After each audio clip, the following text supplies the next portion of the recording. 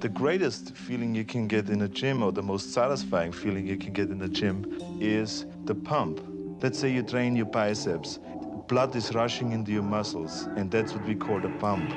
Your muscles get a really tight feeling, like your skin is going to explode any minute. You know, it's really tight. It's like somebody blowing air into your muscle. It just blows up, and it feels different. It feels fantastic.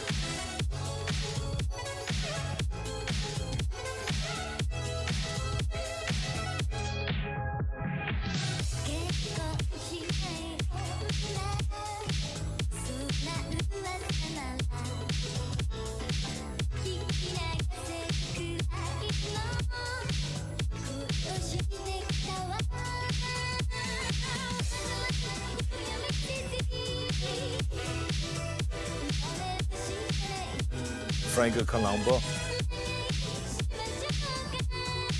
I'm his father.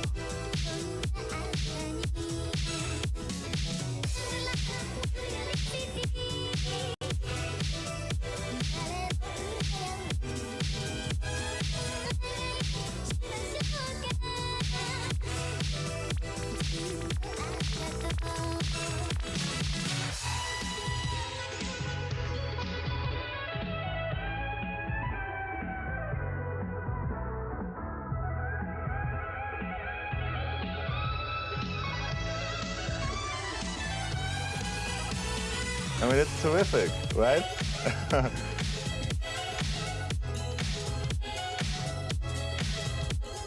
Did you really smoke a joint?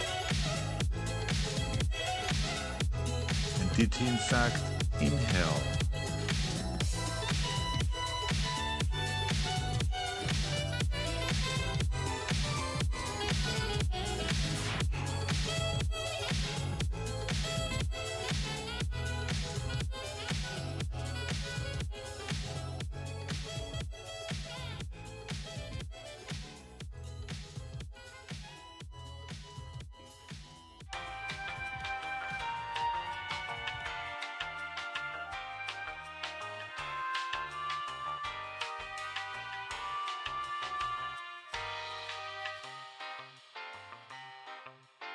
Did you really smoke a joint? And did you in fact inhale?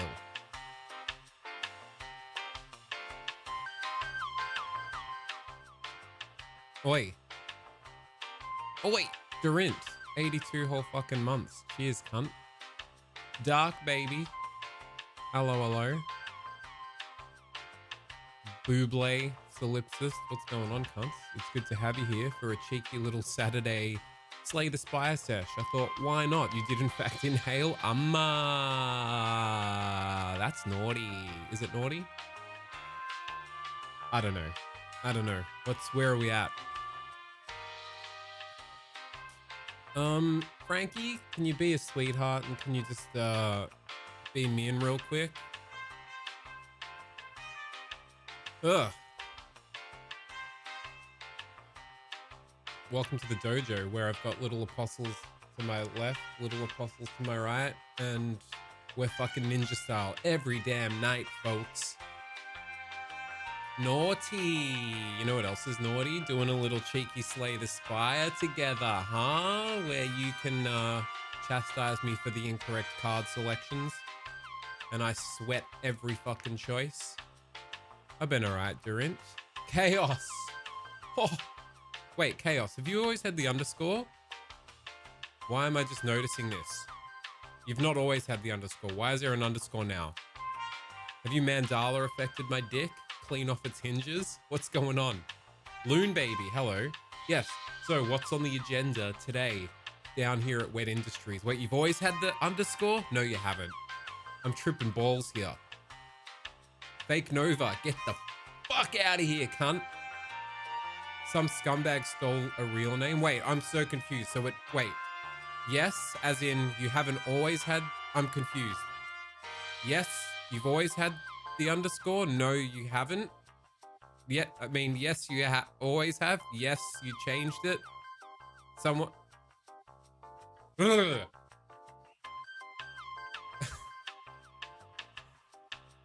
I don't know if other streamers get this, but I have this horrible affliction where I'll ask a question and then you'll answer with a short yes or no, and then I won't even remember how I asked the question and which way the yes or no swings. Hey, Kimberlite, fancy seeing you here. So, what's on the docket today? Well, let me tell you. I thought we'd fang a bit of Slay the Spire until that gets old. Try and maybe fang a couple of Ascensions. See if we can co-pilot a deck together. Always had it. What the fuck? That's tripping me out.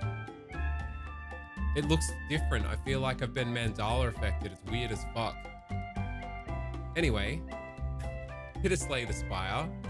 I did just see that Vampire Survivors got a big new free DLC. Who loves dopamine squirting into their brains so hard that the receptors fry? Well, that might fit that bill. And then I saw that Dave the Diver was on sale. And something just said to me, you know what? I've heard a lot of people say a lot of good things. We're winning bigly when we play Dave the Diver, people. It's a great game. The people that made it, they're handsome and big, strong men too. Hey, Mendez.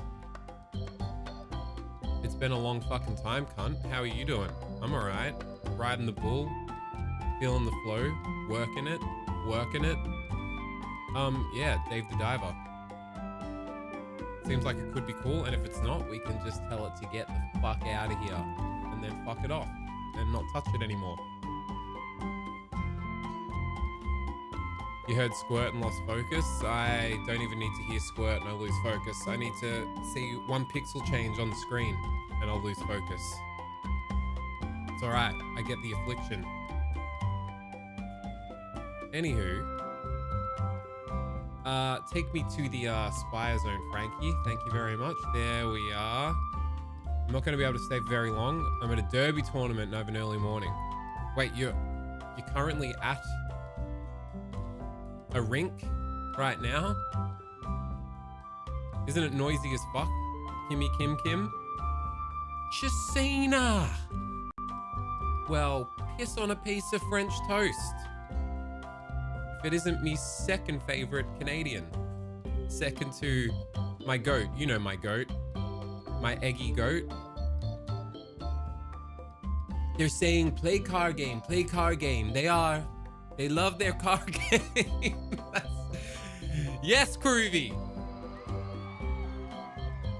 I want you, Groovy, when I can afford you one day. One day when I get stupidly rich from reckless crypto investments or win the lottery. You're on the riding team, bro. Wait, let me finish it. They're saying play car game. They are. They love their car game. I don't know what it is, but they're saying it. I'm told no one can play car games better than me. They're saying it. This is true. They're saying Finland, rural Finland people. I don't know what they do there in rural Finland, but I'm hearing them say they're winning bigly in rural Finland. Oh boy. All right, update from fucking old Stabby McGee, our old pal Mendez. How am I doing? What a loaded question. I didn't fucking mean it to be. Break it down, break. Oh no, Mendez, single after 7 years. Say no more, mon amour. Sudden and confusing. Came home after work last Tuesday and the apartment was cleaned out and my birds and my ex are gone. Whoa. Hectic. I'm sorry, bro. Did she at least leave the ice cube trays in the freezer? Now I'm trying to move to Seattle. That is, yeah, hectic. Dude, I'm sorry. That's a lot. Like you said, all very suddenly. Started watching NL because of you. He's taken over my mannerisms. Mendez, may I recommend the soothing balm that is an NL stream or YouTube video? It's gotten me through many a dark time. He's taken over your mannerisms. I'm trying to think of something that I constantly say now that's from him. It's all escaping me right now. I feel like as soon as I hit start streaming, my brain becomes ADHD tenfold. Everything is like goldfish memory. And it's just a fucking fever dream fucking my way out of a soggy paper bag. I don't know what to tell you. It's almost midnight here, but first game is 8 a.m. So yeah, get out of here, Kim. I appreciate you coming by. But go get some rest. There'll be another time. NL Best Canadian can confirm. He is my goat. He is just really a role model for all walks of life. A role model for streamers. He's a Slay the Spire Andrew, he would say. You know, he rarely says Andy. He's an Andrew kind of Andy. He's an Andrew. He's an Andrew Andy. He's actually one of the first cunts, maybe even the first cunt, the only cunt, where just because it's him, I'll watch something like him playing the Bazaar, never touch the Bazaar myself, but learn, you know, what would otherwise be quite a convoluted and esoteric game through just watching him play it a lot, because I just want the banter. And then I'm like, all right, I feel like I know the Bazaar and get it without having ever played it. Actually took my derby name from a Closure song. What the fuck? Hit me. Hit me. What is it? Northern Lion, I assume? Yeah, Groovy. Do you fuck with NL? Calling everyone brother. Speak on that. Love a good speak on that. What's another little classic nugget? You gotta play Blueprints. It's like Outer Wilds Balatro. What the fuck kind of a combination is that? I'm a different kind of beast. That's another one. I'm a different kind of beast. It's hilarious. My brother is Andrew. Oh shit, eel. 59 old fucking months, cunt. Slay queen. We're gonna do it. We're gonna slay that spire. I am a Spire girly through and through. I never used to be. I was a Hearthstone girly in my disillusionment era. And my friend Alex told me constantly while I was firmly in the razzle dazzle wow factor of Hearthstone, thinking,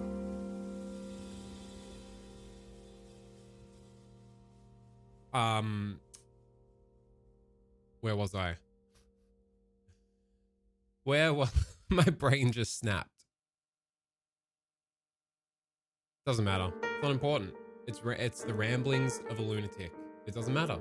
Let it go. Never touched that game, but I'm there for every video. Which game are you talking about? Eel, thanks for 59 months, cunt.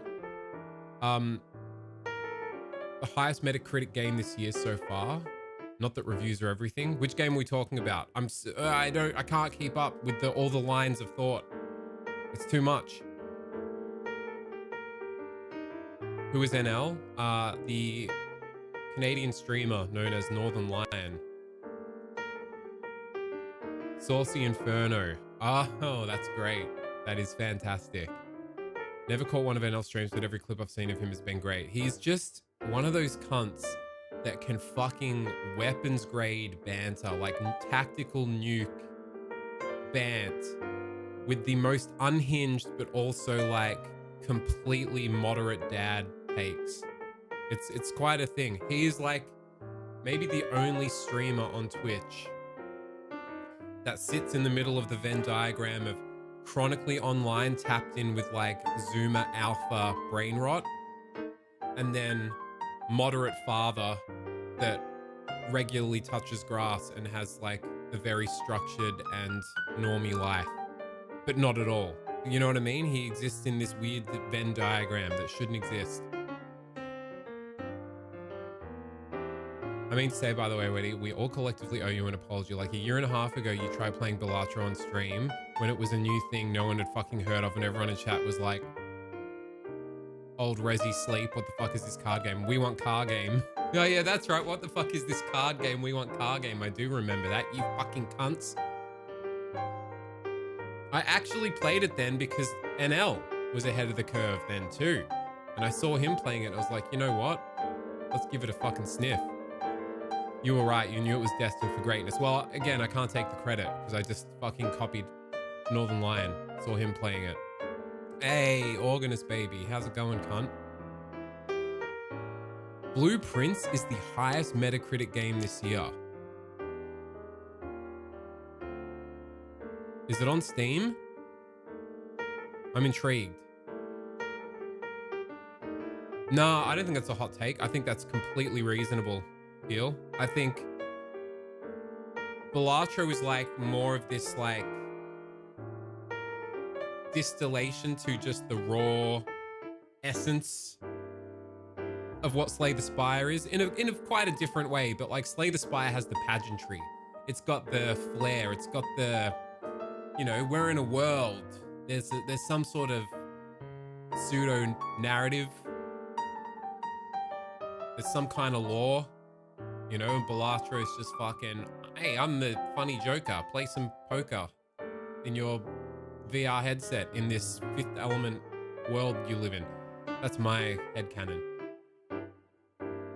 Balatro is a beer and pretzels game compared to Slay the Spire. Truth. Yeah, that's a good way to put it. It's on Steam and Game Pass. Well, let's fucking have a sniff.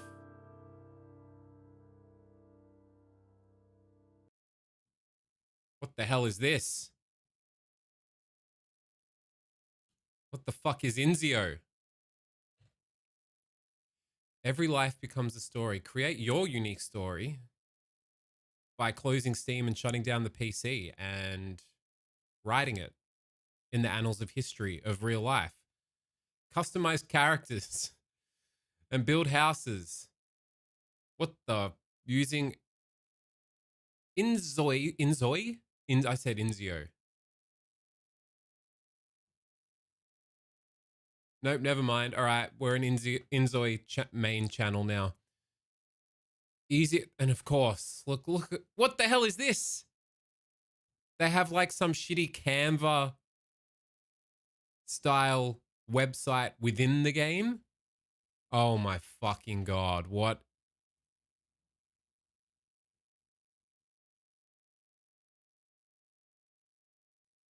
And I love just the people like cats. Yeah.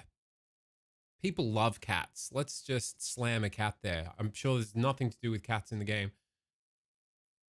The deeper mysteries in it are just sublime. I feel like I barely touched the surface. You're speaking my language. Inzoi is basically a VTuber studio meets The Sims. It's hilarious and you can map your face to it. Ooh, color me a little more intrigued.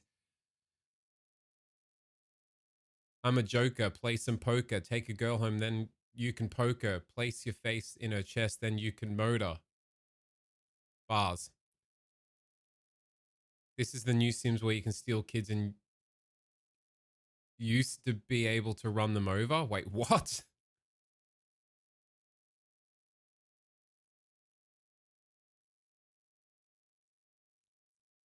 I give you permission, Kim. Go for it. Do it.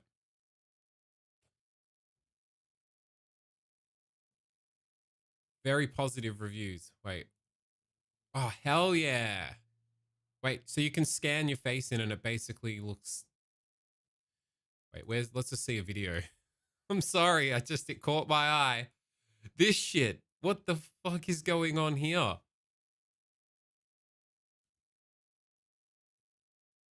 This is troubling. I said Canva and it's just called Canvas. Why would you want a game in the fucking limited spare time you have on this fucking hellscape prison planet clown fiesta known as Earth in 2025? I can't fathom that in your own private recreational downtime, you'd want to interface with this fucking slop that is the world anyway.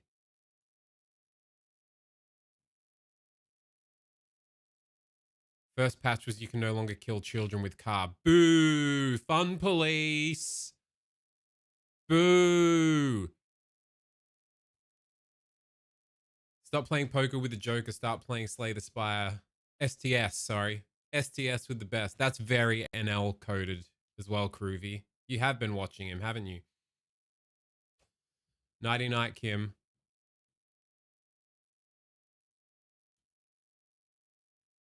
Wait, screenshots. I want to see a vidya. All right, come on. Let's just have a quick...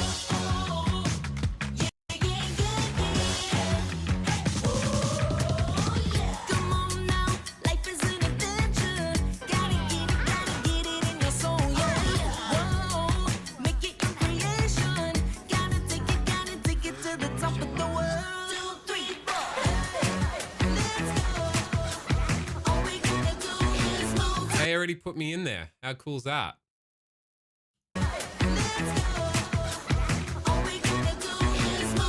Cringe. Just play Slay the Spire. I'm sorry. I'm just doing cultural research, Eel. Don't you want to feel more involved in the fucking slopification of planet Earth? Don't you want to be a little more bewildered and afraid? Nope.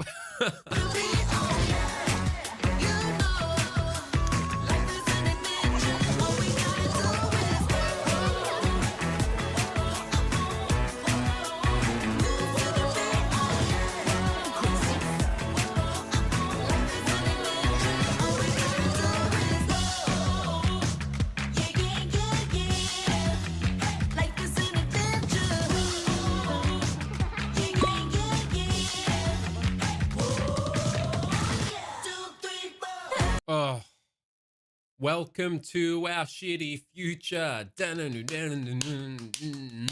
One more time, our shitty future. Yeah.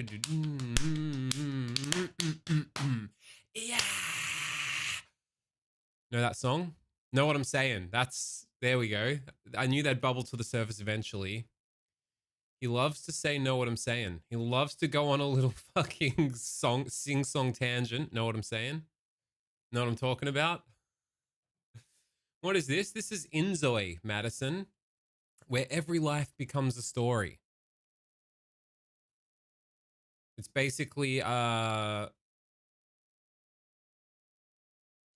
Zuma/Alpha The Sims that just, race into the bottom of the slot barrel. Yeah, right? Pyrotic? That's what I was just saying before. Know what I'm saying? Welcome to our shitty future. Also, it's evolution, baby. Know what I mean? I'm the first mammal to wear pants. Know what I'm saying? Wait, do we hate it? What's the take on it? I don't know. I don't hate anything. Except myself.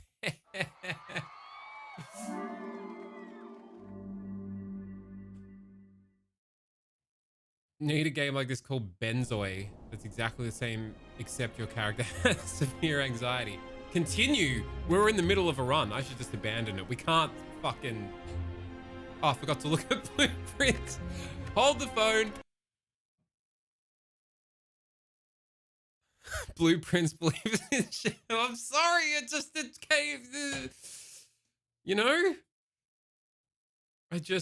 I'm sorry.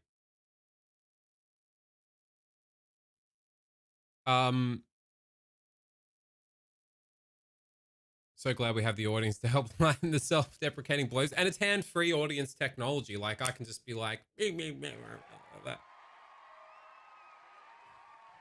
It's good stuff. I love it.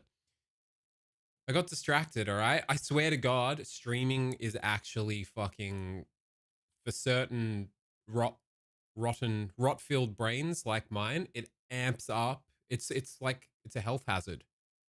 I swear to God, as soon as I hit start streaming, brain cohesion diminishes, attention fractures, and it's just like getting hit with the fucking stick of. I can't even finish the analogy. Metaphor. What was it called? Deep blue. My head is like a shark's fin. Deep blue. No, wait. What was it called? Something blue. Don't tell me. Let me remember. Blue. Prince. I knew that. Oh, wait. I have seen this. It's like you're mapping out a house, right? You get like cards that are rooms and then you like build the next room. This has been popping off for a little while. I feel like I have seen this. Blueprints. Second best game of the year. Yeah, I saw this. Wow, did I see NL playing it? Maybe I did. Came out yesterday. It must have been an early access, right? I feel like I have seen this being played like 6 months ago to a year ago. Wait.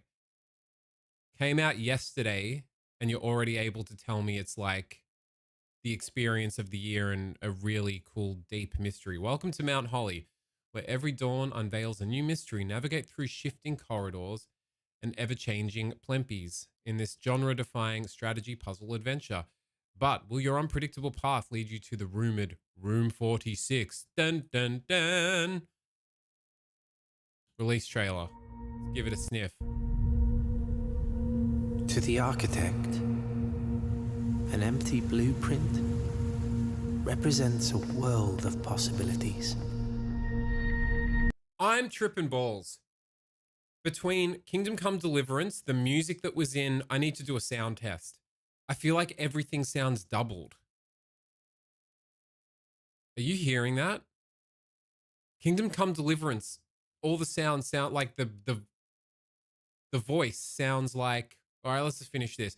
So, is it just coincidence? Everything sounds like it's got this fucking like slapback delay on it. I give and bequeath to my grandnephew all of my right, title, and interest in the house and land which I own near Mount Holly. Yo, listen up. Here's a story about a blue prince who lives in a blue world, and all day and all night, and every puzzle he solves is blue like him. The above provision is contingent on discovering Yo, the listen location up. of the I'm a missing blue room of my motherfucker, and I live in a house that is also blue.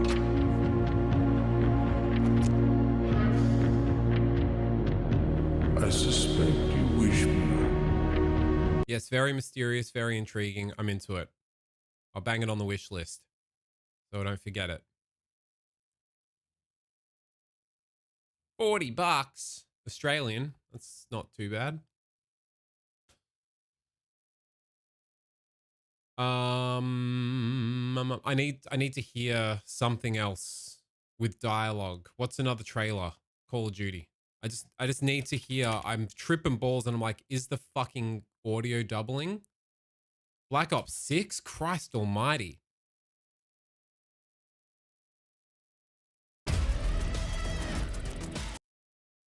That character looks pretty cool. I finished that character just made me think for some reason about the heart animated adult cartoon show Invincible. Everyone raves about it, right? And I have quite enjoyed it. Is it just me, or are there way too many like schizophrenic plot threads that feel like they were gone for a whole season and then they've come back? And then you're like, oh yeah, that whole thing. Oh, now that's really important again. And wait a minute, you've just revealed at the end of the season like two like main massive what could potentially be huge plot arcs, but this other thing was going on, but now what? I'm just like, oh, now we've okay, this episode we're back here where we're doing this thing now, and now this is the really important thing. Okay, this wasn't important for like 2 seasons, and it just feels really. And then there's like these weird incidental episodes. You feeling that? Look, exactly what cool felt like when I was 14, like Sephiroth and that cunt. Hello there, Codith. You know what I mean? That's modern comic book writing now. Got to have cliffhangers to keep attention. I'm fine with a cliffhanger. It's just the particular brand of cliffhanger that Invincible does. I don't know if I'm articulating it right, but it's like, yeah, all of a sudden, oh, now this thing, that guy that you forgot, like at the end. All right, spoilers. The very last, like during the credit scene, that demon investigator bro from like the start of season 1 that I fucking forgot existed. I'm like, oh, yep, he's back. He's important again now. Okay, this is happening. Oh, now all of a sudden, oh, that big brain cunt, he's back. Oh yeah, that's right. There was this whole multiverse thing that I was like, oh no, this show's going the route of fucking multiverse, many realities, fucking trite shit. Oh no, it's gone off that completely. That's not important. Okay, that was just a little incident. Oh no, now that's really important again. That came back like a season and a half later. I don't know. It's right, Madison. Me thinks the hype is a little more overhyped than what it's actually worth. It's fun, don't get me wrong, but there's just something that's like, really? Everyone's praising this to the heavens like it's the fucking greatest thing since sliced bread. I just had massive deja vu. Where were we? I need to check the audio. Cody, I'm just tripping balls because the last few things that I've had play on this PC have had this really shitty like slapback delay effect on like audio, vocal, like voice dialogue, voice audio. Like Kingdom Come Deliverance, everything has this weird fucking shitty delay echo. The last trailer we watched had it too. I'm just trying to like calibrate with something like Call of Duty just to hear if it's just coincidence. It's cool, bro. I used to smoke weed too. I get it. Wait, what's that in reference to? Say something. What the fuck is going on with Call of Duty now?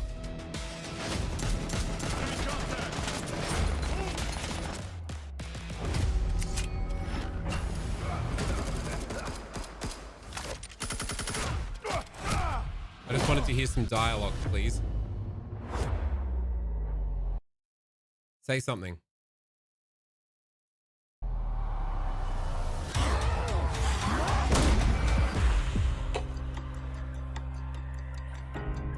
Can you even believe this place? I once thought I had tinnitus. My favorite Final Fantasy villain. For a year because my mixer was fucking out, but I was always so high when I heard that I couldn't tell if okay, I'm with you now. Wait, that was dialogue. Can you even believe this place? It's still is it just, I'm tripping out, man. Is it just every fucking cunt in audio and games puts this shitty like, oh, it needs some like delay and reverb so it sounds like it's in a room. Can you even believe this place? I'm tripping balls here, dude. That sounds like it, doesn't it? I'm sorry. We'll get to Slay the Spire. I need to look. What's another trailer that will have? It has to be in Steam. It can't just be on like YouTube. I can't just look up someone talking on YouTube. Maybe Venom? Wait, what is that? Is that like a Windows 11 thing? I'm still on 10. Fuck. Just give me a random trailer with like dialogue. It's fucking Crime Boss. This is definitely a very talky affair. $2.98. Hell yeah. Look at this thing. Is that actor? Just show me some dialogue. Peggy 18. Yes, what's going on? It's not just me. You can't hear it though, can you? Everything is echoing. Peggy 18.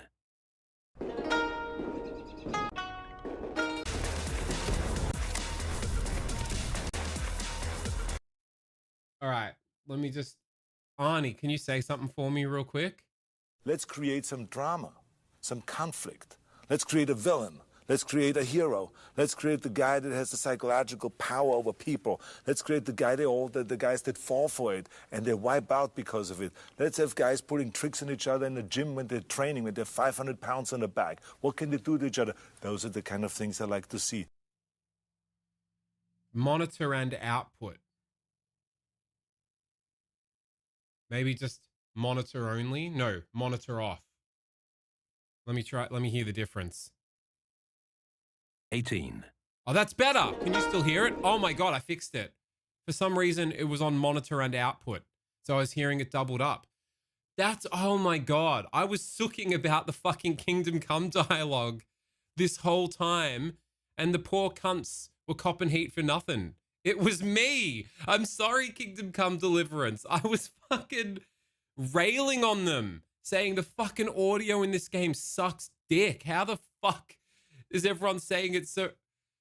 Okay.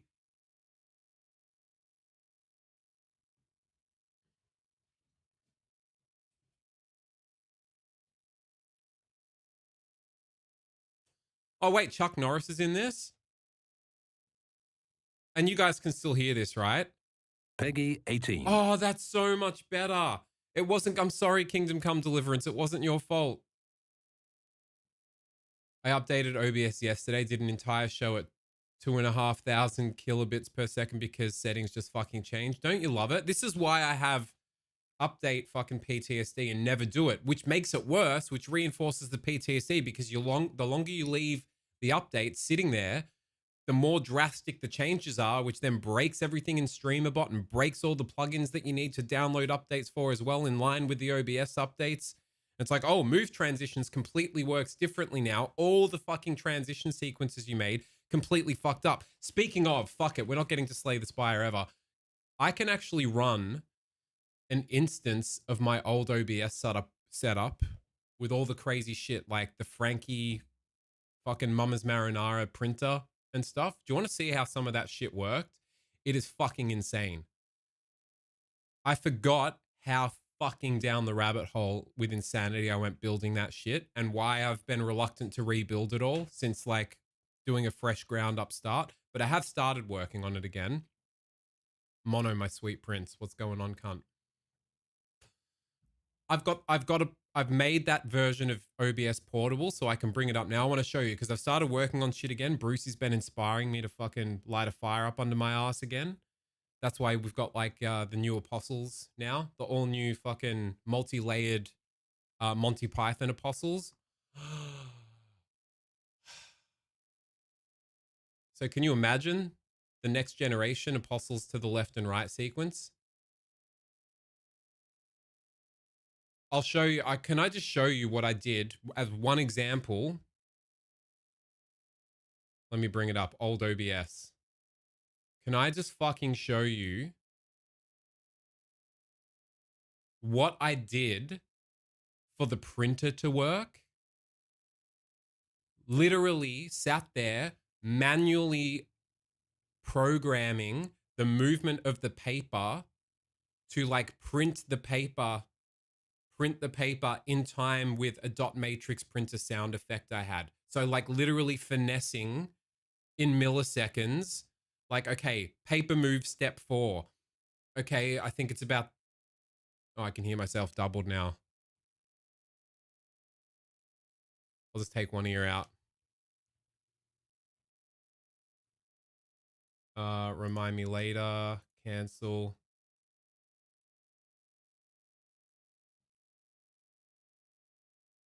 Let me show you this shit.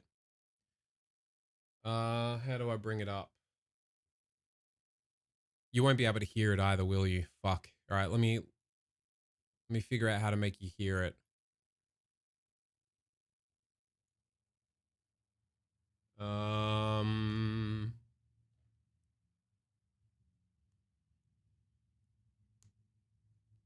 There's going to be an all new printer system, Venom.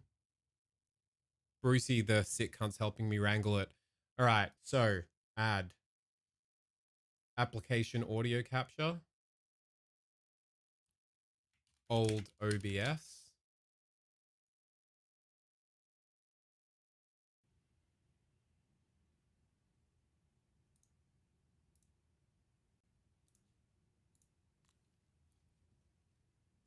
Oh, of course, you won't see the camera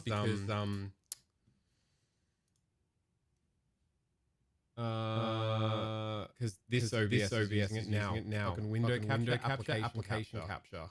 Application, no. Program, where's game capture? Let me know if can you hear this? If I change scenes.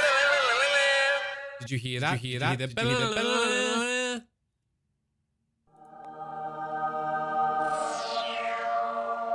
Are you hearing that shit? You are. Yeah. I'm sorry. I'm doubling my right because fucking this old OBS for some reason I can't figure out why makes me come through twice. Hey there, Brendy. How do I fix this? I don't think I can fix this. I could mute myself here. And I'll just be slightly out of time. How about this? All right. Now my voice will be slightly delayed to the camera, but does this sort of fix it a little bit, even though it's in the right ear? It's the workaround I can do for now. Add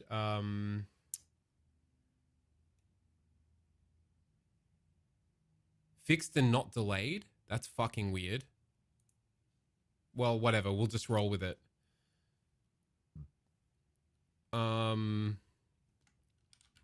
Old OBS. Old OBS source. Must be nice to have hair. I'm holding on by a slim margin, Odin.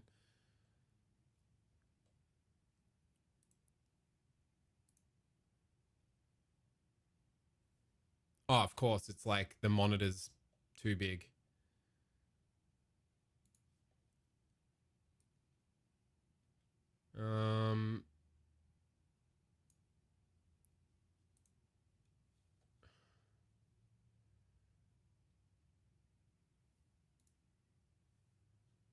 Let me try and fit it to screen. This monitor's different fucking dimensions, so we'll just do this. Oh wait, I just realized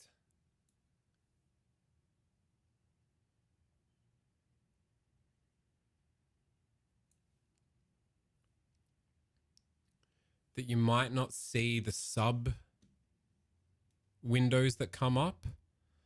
Like, where's the printer?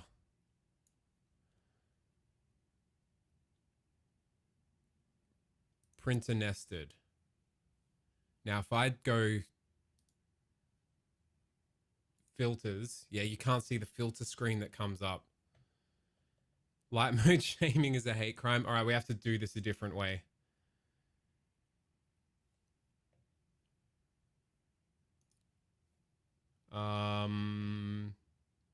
Remove.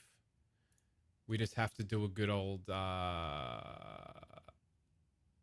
display capture.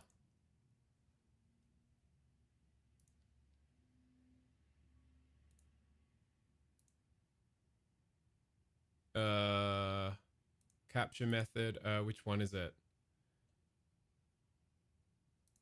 This one. And of course, it's going to be too big. What's force SDR?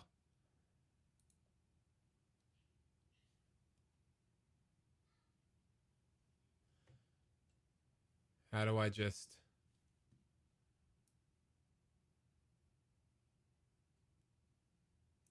That'll do, yeah?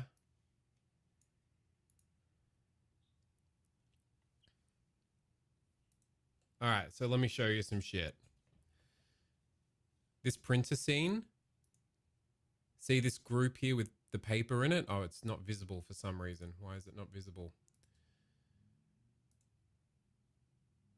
So each element of the paper, we've got the paper here, which is stitched together with two pieces.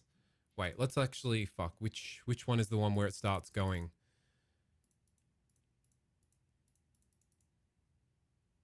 Printer zooming, printer, where's the printer intro?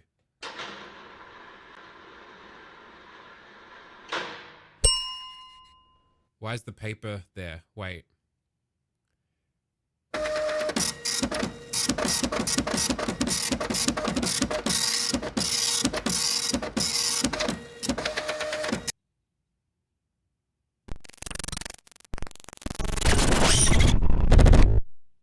Even that shit, that's not baked in. That is, all that fucking glitching shit is me timing little move transition things with filters to the sound file by ear, like manually. Let me show you this shit. And there's the good old classic. Wait,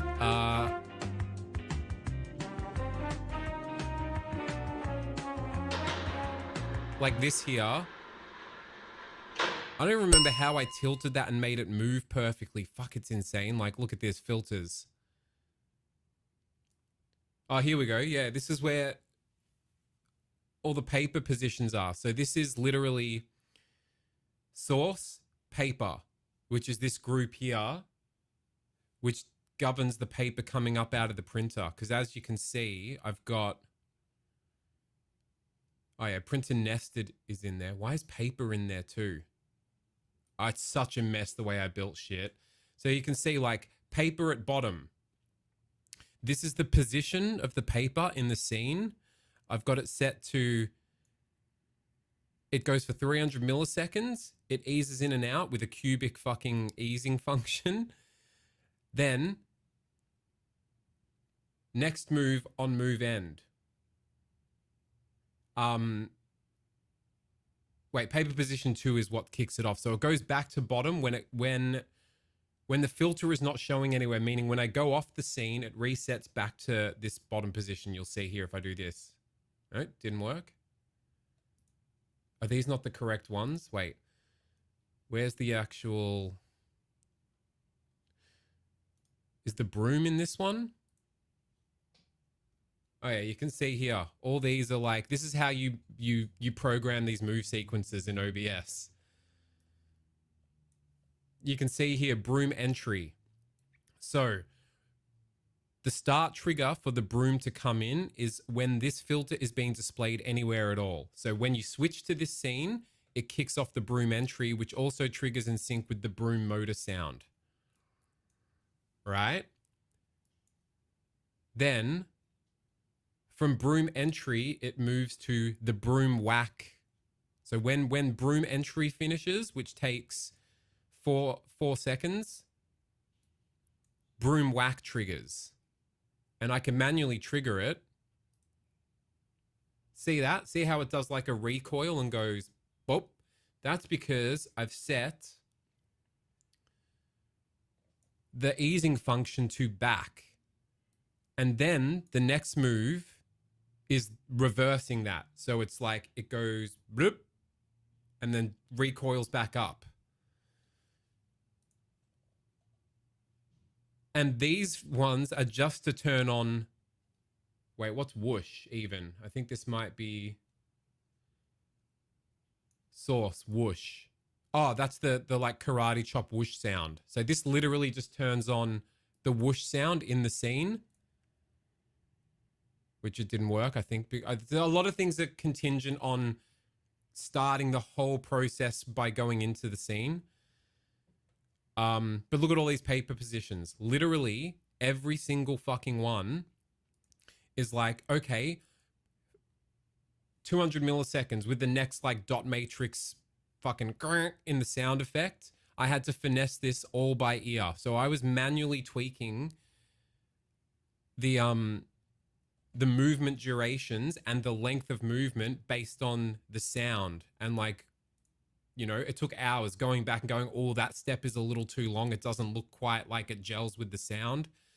So if you run all this, but I think this is not, I think I redid it somewhere else, and this was just to test it. Because if we go to printer,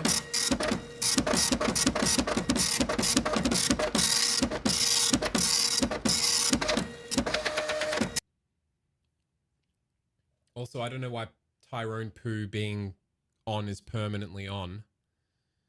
Let's look at the filters in here. They're just the paper ones. Okay, so if we go back to the bottom, see how it just goes back and resets ready? The manual tweaks were insane for my sub scrolls in the same way. Fucking Days getting the timings right. You appreciate it. A man after my own heart. Literally by ear and by feel. Because there's no other way to do it. You better call Tyrone Poo. Yeah, there's no other way to do it other than, well, I've got the sound and I want it to be timed to the sound. So if we trigger paper position 2, it'll do it without the sound. And see how it goes through all these steps? See how the eye lights up? But why is Tyrone Poo staying lit up? I think that's because Apostle name filtered. Yeah. Opacity off. So now it should, all that is manual as well. Like, look at this shit in the printer zooming scene. Oh, it's not going to start because I already, okay, wait, let's go here. If that resets everything, going off the scene is usually my reset everything trigger, which brings everything back to its first position. What the fuck happened there?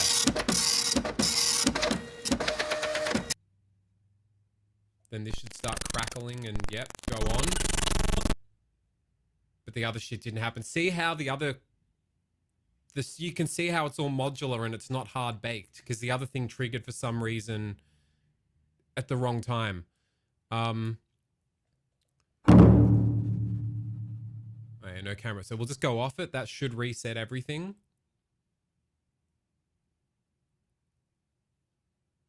There we go.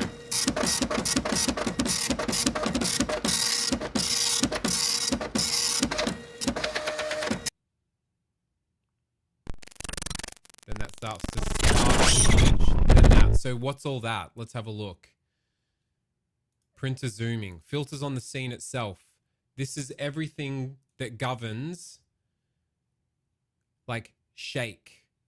The screen shaking, the zoom in, then the further zoom in. Full size is the reset position of the whole scene. So the way I used to do things, which I came up with myself as a novel fucking way to figure out how to treat a scene. So, okay, the issue I had was, okay, I've made all these moving parts, but I want to treat all the moving parts as one cohesive layer and then treat the scene as if there's like a camera able to pan and zoom and move around.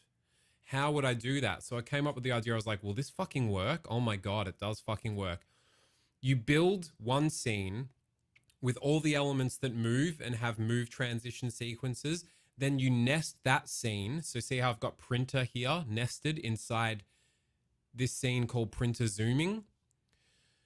So you apply filters to the nested scene, like move transition filters that will act like a camera for the whole scene that's nested inside, and that nested scene has all the separate moving elements. So basically it doesn't fuck with the continuity and relationship of all the small moving parts, and then you can sort of move around that by moving the entire nested scene, like stretching it, panning it. Does that make sense? And then on top of that, on the entire scene, I've got move transitions for the values of plugins. So filter, fractal, move value type, settings, and then changing. I can't even, I like looking at this blows my fucking mind that I managed to figure all this out just on my own. So this whole sequence here is that glitch shit going in time with the. So you got like a VHS filter that, like, check this out. So VHS filter off, I'm guessing, is when it resets. Yeah, so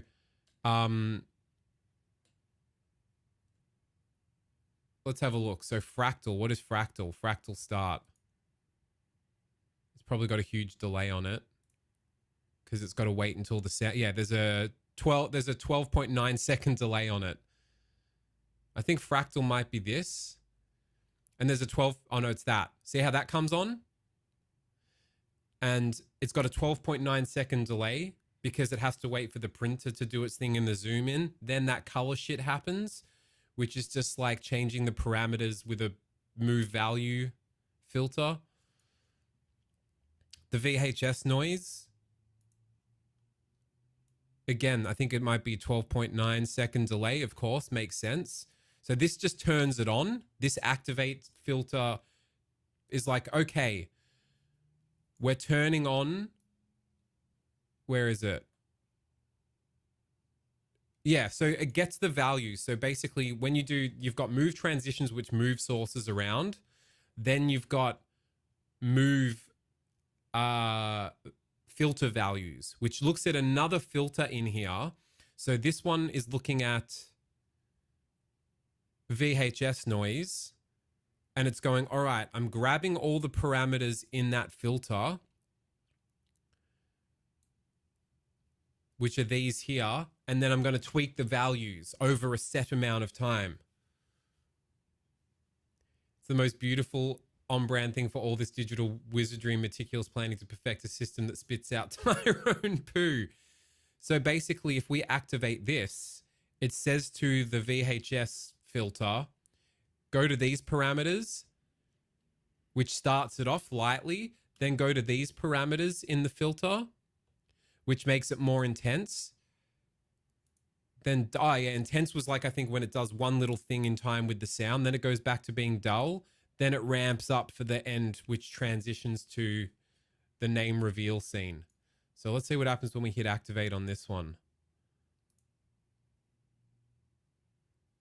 There's a 12.9 second delay. Yeah, because it's doing the wait for the printer to do the printing, which would be happening before this anyway. So this is happening in tandem. And I think these are all, I used to, yeah, see that? It does like one big spike and then it waits and then it goes, oh, that's it.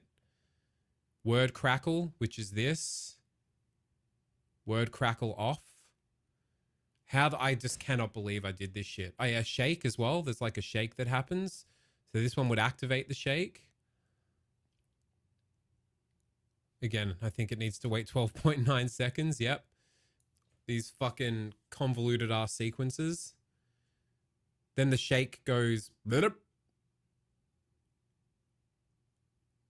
And all this happens in tandem when it comes together. So if I go back to like this random scene, I got to show you the fucking apostles to the left and the apostles to the right as well. The way I accidentally had it parallax because of the curvature you can put on move transitions, it goes nutty. So if we go back here, hopefully everything's reset now.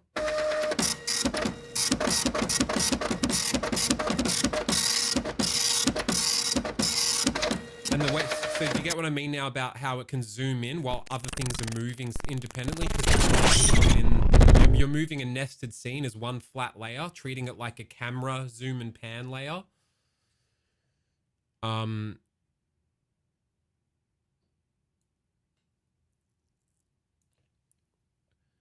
I like to picture Wedding on a Sleepless Night where most of this must have worked, but there would have been one fucking thing. Oh, dude, you called it. You picked it like a dirty nose, bro.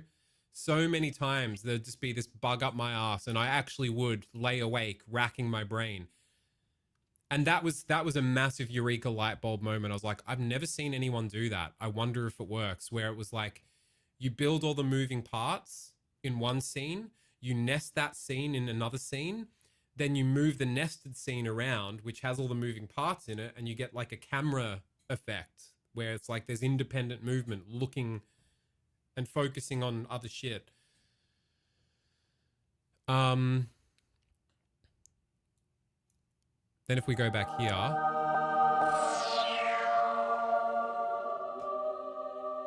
look at the fucking sources in this scene, by the way. Look at all this shit. So this is controlled by stream. The problem is a lot of this stuff doesn't work altogether because I also used to, before the advent of StreamerBot, do this shit cobbled together with all these move transitions and then sequences of hotkey triggers in OBS. So if you go here, settings, this might crash it, by the way, because when it has to load up all the hotkeys I put in, it fucking shits the bed. So if we go to hotkeys, you will see that in some places, look at this. So for the apostles to the left, all these different move transitions activate.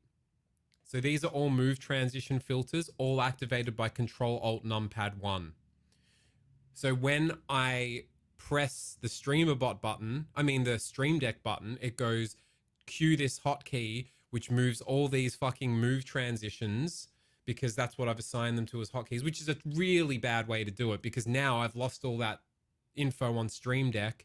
So a lot of this stuff breaks because also a bunch of stuff on the Stream Deck was doing things as multi-actions, cobbling together different move transition things and scene switches as a multi-action on Stream Deck, which of course, when the Stream Deck doesn't have that info, I can't show you a bunch of that shit now. Like when the printer glitch out happens, it should switch to the reveal scene, but it doesn't do that because it's not running the multi-action through Stream Deck. But now with the power of StreamerBot and building it all from scratch and everything being all contained within StreamerBot, pointing to shit in OBS, it doesn't matter. As long as the action is in StreamerBot and is connected to OBS, that's all going to be so much better now. It's exciting shit. Anyway, so like, I'll show you, if as you can see here, see the little blue line that comes in the bottom left bound of the screen, Apostle Shine and Apostle Shine 2. See how it's showing the outline of those sources hiding and waiting? So when I do Control-Alt-Numpad 1, we should see a zoom into the apostles to the left. Boom.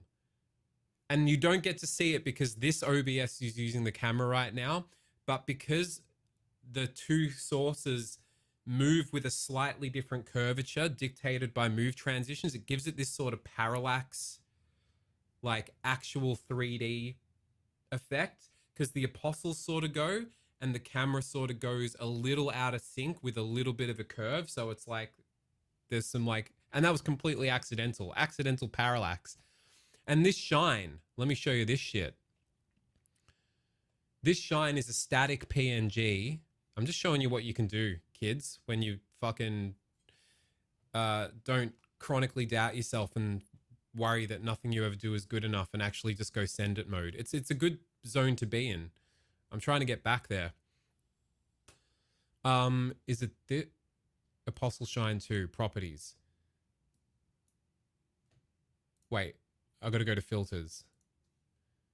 So as you can see, if I take these filters off, it's the wrong one. So it's Apostle Shine, not Apostle Shine 2. If I turn these filters off, it's all just fucking duct tape together and slapdash. So see how this is literally just a static alpha transparent layer fucking PNG of like lens flare, which is sitting behind the apostles' heads. So we build up the layers of filters using shader filters, which is a custom plugin for OBS. The first one is a bloom shader, which seems to just sort of give it a bit more glow and intensity. And here's like the parameters for it. Then the next one, what's this one? Glow shader. As you can see, it's making it slightly pulsate now. So there's like a bit of animation to the light, like it's a pulsating light source. And yeah, it's such a hot mess, but it's kind of a beautiful hot mess. I definitely am excited to build this all again and new shit better and fucking more efficiently. Because this was all built in like a learning as I build sort of experiment. So everything was really inefficient and hodgepodge and slapdash and just like messy as fuck. All these sources and duplicating sources that didn't need to be duplicated and doing all sorts of cooked shit. I did look at Leorin board ages ago, Brendy, and I feel like StreamerBot just supersedes all that shit now. StreamerBot is the one-stop shop. And then finally, color correction on it, which makes it a bit more intense. See how it fucking changes every step of the way to become like a pseudo animated glow. And I think the color correction was literally just upping the contrast in gamma so that it was like a more intense, like white hot glow.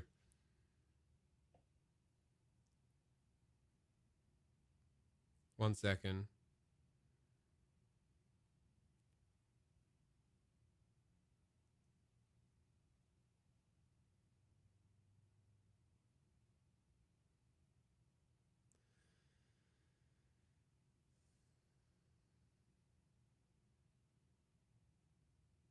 One second. A Beautiful Hot Mess, and yeah, fucking oath. A memoir by your old pal Weddy.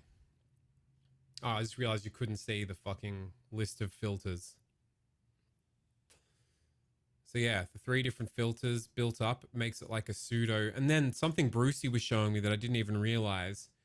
You can actually fuck with the blending mode and it'll give it a whole different vibe on how it interacts with the other sources. So if we do additive, wait, there was one that was like, I think lighten. Also, wait, it didn't put the apostles usually get like a glow around the edge of them. I did some nutty shit. Wait, blending mode, normal. Where was it? The apostles, that seems broken. Maybe it was on a different hotkey because I'm manually triggering the hotkeys. Wet supper, filters. What's going on here? Yeah. Inner glow, outer glow. What are their fucking hotkeys? Because they should have like a glow on them that like sort of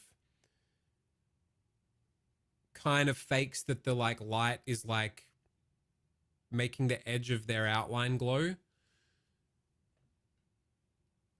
And then you got move transition overrides when it's like going from one scene to another. Do this movement, don't do this movement.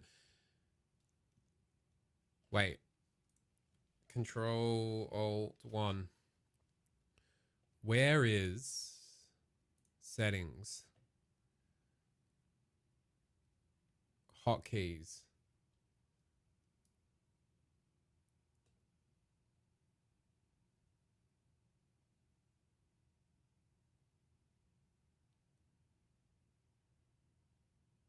Right shine. Yeah, but then how does it turn on the...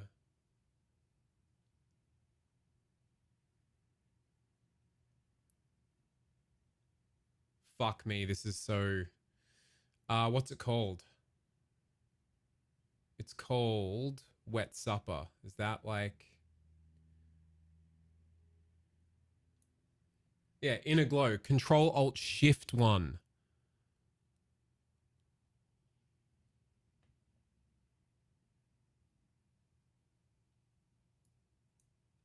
So let's look at how that works. Filters.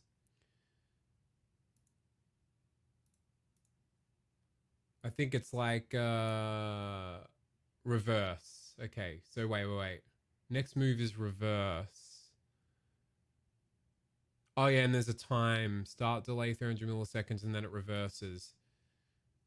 Let's see if this fucks it up or not. So it was Control Alt Shift 1. So this should make them glow. Wait. Which should happen. This is, okay, so this is where the Stream Deck part of it comes in, where it would have done a multi-action that triggered both hotkeys at once. So Control Alt Shift 1.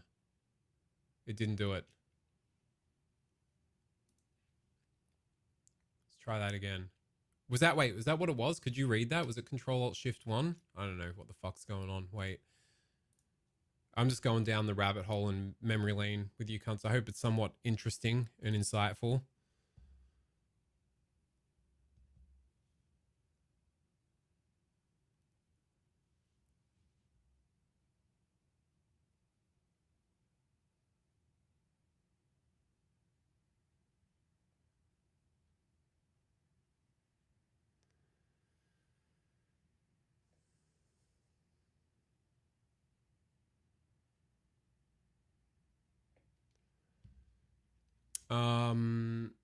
Wet supper. Oh, Jesus.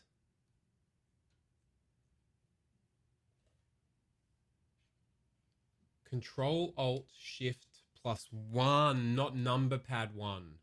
Jesus, how convoluted. Control Alt Shift 1. See how it does that? That should happen in sync with the glow that's happening. The like shine. I did that so it's like there is an inner glow and an outer glow, so it looks like the shine is like spilling over the edge of them from behind them. And then I think if I do Control Alt Shift 1 again, it should just reverse it and make it go away. Yeah. Because I set that. You can set move transitions to be the next move when you trigger the hotkey is a reverse. Yeah, Rowie, because for some reason we running this old instance of OBS, it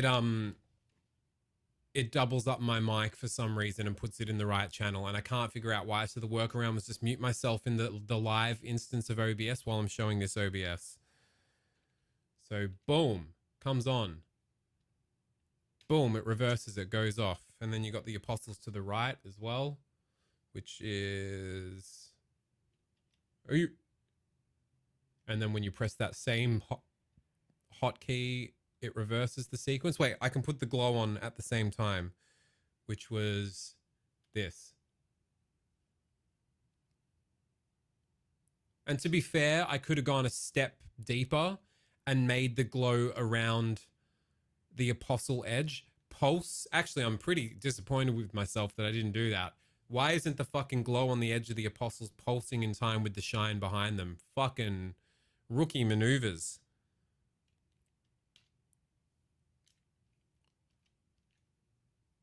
Fucking rookie. And then you got this. Wait, where is it?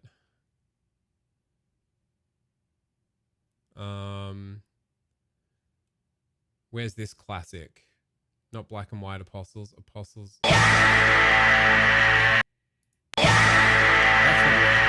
Good. What's going on?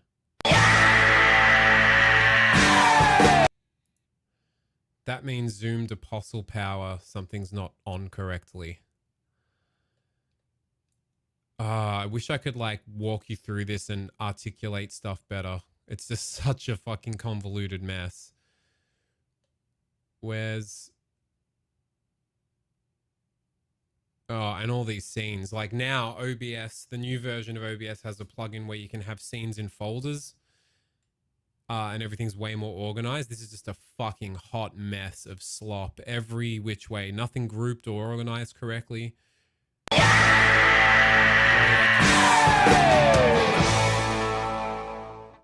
Something's missing. Oh, it's because the camera layer would normally hide that. Okay, I understand. Never mind. It's working as intended. It's just that normally the camera layer, which this OBS is using... Yeah, I really did drop the ball on the glow pulse, didn't I? What a fucking idiot. Who remembers this classic intro? Wait, what's missing from here? Why is cell lowered opacity not there?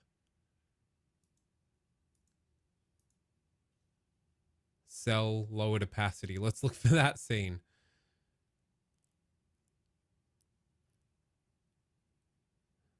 Cell lowered opacity.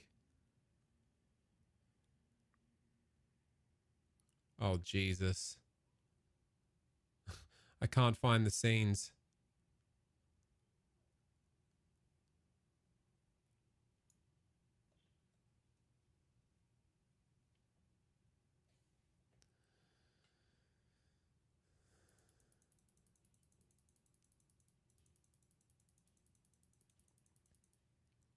Fuck me. Where is it? Cell lowered opacity. Why is that? Uh-huh. I see.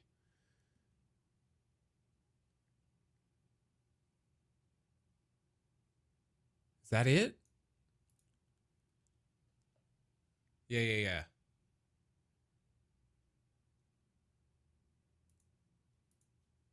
No, wait. All right. So this transition, how did you stream like this? Because I said, Rowie, I was just like sending it. You know what? How did I stream like this? I'd fucking rather stream like this than the way I do now, where I chronically fucking doubt myself and go, you can't do anything. Everything you do is fucking trash and stupid, and everyone's going to realize it's really fucking dumb and you crap. And oh, you built all this stuff and it's going to be too hard to build it again because you did all this shit and you want it to be exactly the same. And the doubt is warranted. Just do fart jokes. You're right.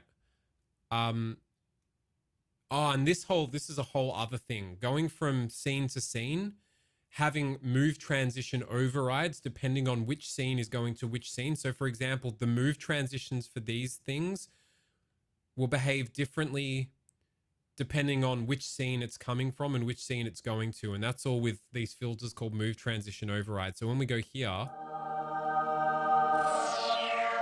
does that, and then I would normally beam in.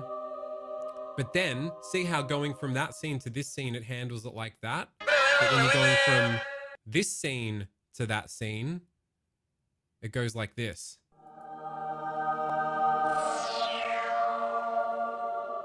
And as you've seen, where I'm in the throes of, with the guidance of Brucey, doing an updated version of that, where there's, see how that the apostles moving is all just one flat layer because it's one flat image?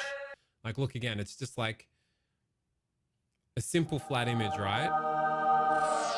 And it kind of does the trick, but now with the all new multi-layer Monty Python technology, we can have it going like this.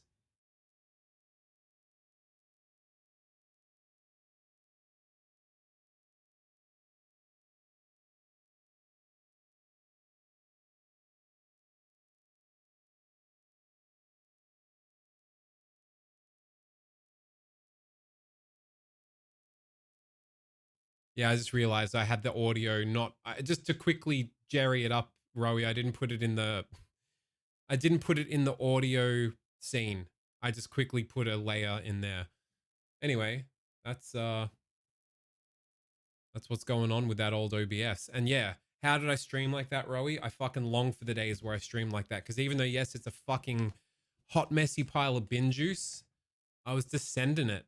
I was just figuring it out as I went and just making stuff and getting off on the novelty of creating new novel ways of doing things just based on, here is the vision. How do I poke around now to execute said vision? Like, all right, necessity is the mother of invention, right? I'm like, all right, I want it to do this. How would I get that to do that? Okay, I'll try this. Oh, okay, I accidentally did this. Now that gives me a cool idea for this because I didn't think that would work like that at all. And now that... All right. Sorry, I know I'm still doubling, aren't I? We'll close that motherfucker.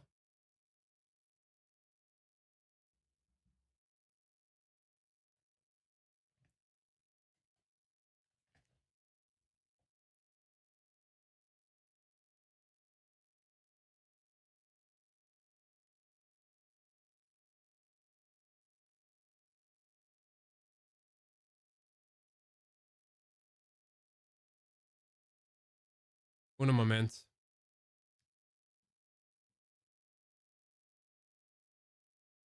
Yeah, it does feel more intuitive and creative.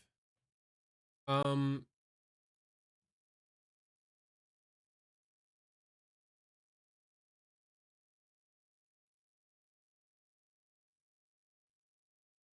just removing shit from the other scene in studio mode.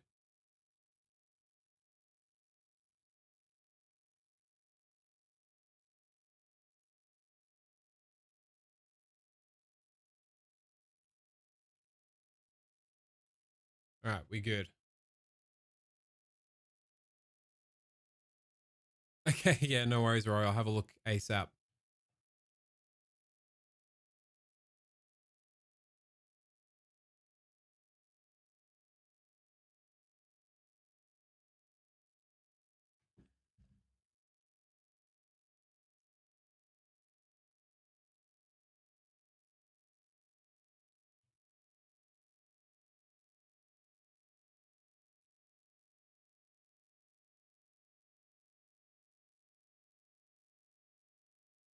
Hold the phone.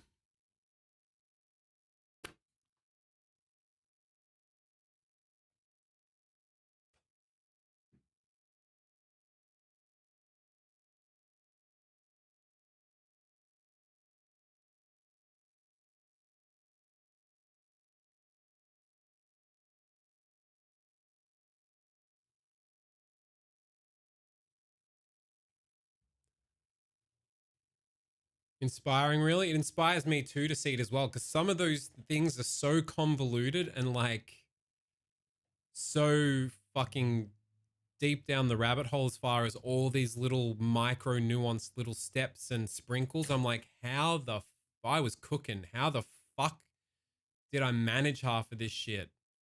Just figuring it out as I went, making it up as I went along. And yes, a lot of it was like crudely fucking slapdash cobbled together and very messy and inefficient and inelegant. But there was an elegance in that because the final thing worked and felt elegant. And yes, under the hood, it's just a fucking spaghetti code slop fest. But I was just making it up as I went along. Yeah, right, Rowie? I remember when you made your fucking smoke weed sequence inspired by mine, and it was like a revelation for you with the like, do all the move transitions, nest the scene with the move transitions, then move that scene as like the camera layer. And it's funny, it's like saying it now, it seems so simple and dumb and obvious, but it's like, it took the vision of like, I want to do that. How is that achieved? And of course now, like after discovering it, it's like, oh, it's so fucking easy. It's so obvious. It's so simple, but like it's hidden in its simplicity because it's like the use case hasn't been figured out yet. No worries, Dark Baby 99. If it looks stupid but it works, then it isn't stupid. But definitely very inefficient and working sloppily and was prone to breaking a bunch. I will do no such thing, Donkey Kong. Cool your jets. Yeah, but old car engines, Bay looks like Slopfest, but they go brrr. Yeah, true. But the beauty is now that I've started to slowly dip my toes into things again, and I'm trying to rebuild some of this shit, it's an exercise in, okay, how do we rebuild some of the best things from that old shit? How do I rebuild them better, more efficient, more streamlined, more modular? Modularity is the key, right? Not that everything is this one sort of like, it breaks if it does anything any other way. There's a whole like, this is contingent on this, is contingent on this, and this breaks if this doesn't trigger the right way before it. And if this goes to this, then if this doesn't trigger, then this doesn't trigger. Having it be more modular so that everything is like, right, well, I can randomize this 5 different ways and it plugs into this now. And when someone fucking subscribes or interrupts it like this, it can stop what it was doing this way, and then it's got 3 different random options this way, so it never feels quite the same, etc., etc., etc. Modularity, if you need it, is key. This is true. Yeah, I mean, that goes without saying, cunt. Yeah, so modular, more efficient, as streamlined as it can be as far as nesting scenes and elements. Because I used to do shit like, Venom went through this with me years ago when I was at Rowie's. Every time I'd run the Snoop sequence, there was like a 40% chance it would crash OBS. And Venom figured out with me it was because every time I wanted to use a different filter on the camera, instead of having a move value filter that just changed that one instance of the camera, I was popping in a new instance of the camera on top of the other one with drastically different like filter parameters and like visual effects. And sometimes the camera was like stacked up on itself like 4 times and the PC just couldn't handle it and would shit the bed. And Venom was like, this is your problem. Then I realized, okay, well, that's why source mirroring and source clones are important. So it's not a whole new resource hogging instance. It's just a mirror that is not taking up much more resources. And then, of course, you go the step beyond that. Sometimes that's applicable using source mirrors. Sometimes you don't even need that. And I didn't realize that at the time because I was just building it as I went. That sometimes you can just have the filters actually dynamically change on the one instance.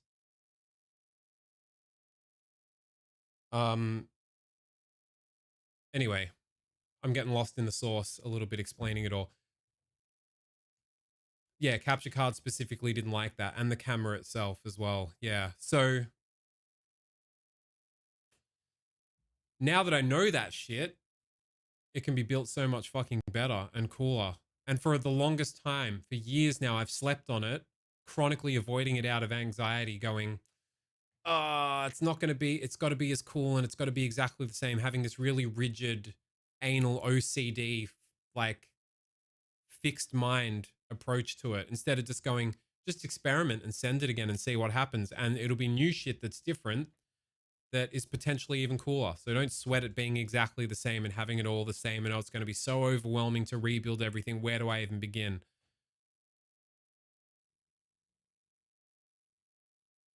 Yeah, you still don't get it. You can use multiple slurp juices on one instance and create multiple mirror apes.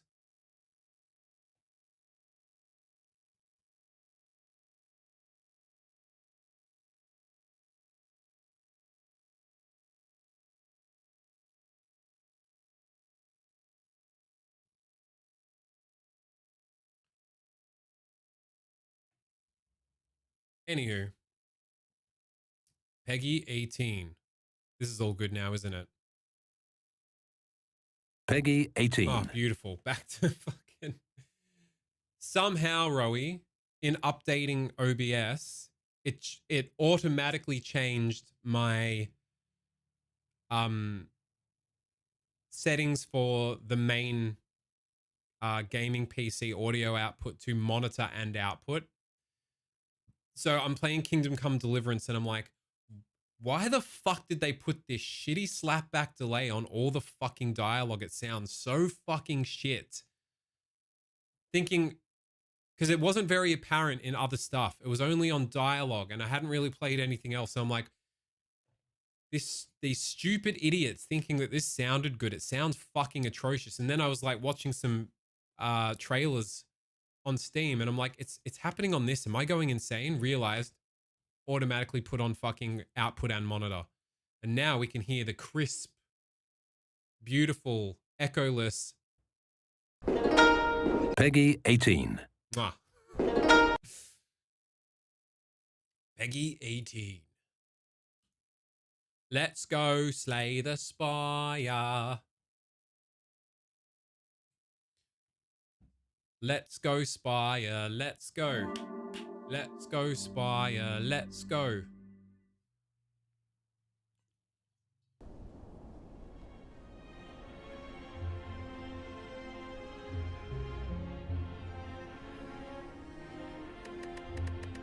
Abandon run. I don't know what we're doing. It doesn't matter. It's... Alright, we got Ironclad up to level 5. Silent up to level 6. Fuck all on the old Watcher. Who else is I avoid the Watcher because it came later on and I'm still a bit confused and scared by it, Andrew. Let's slay this shit. Let's slay this shit.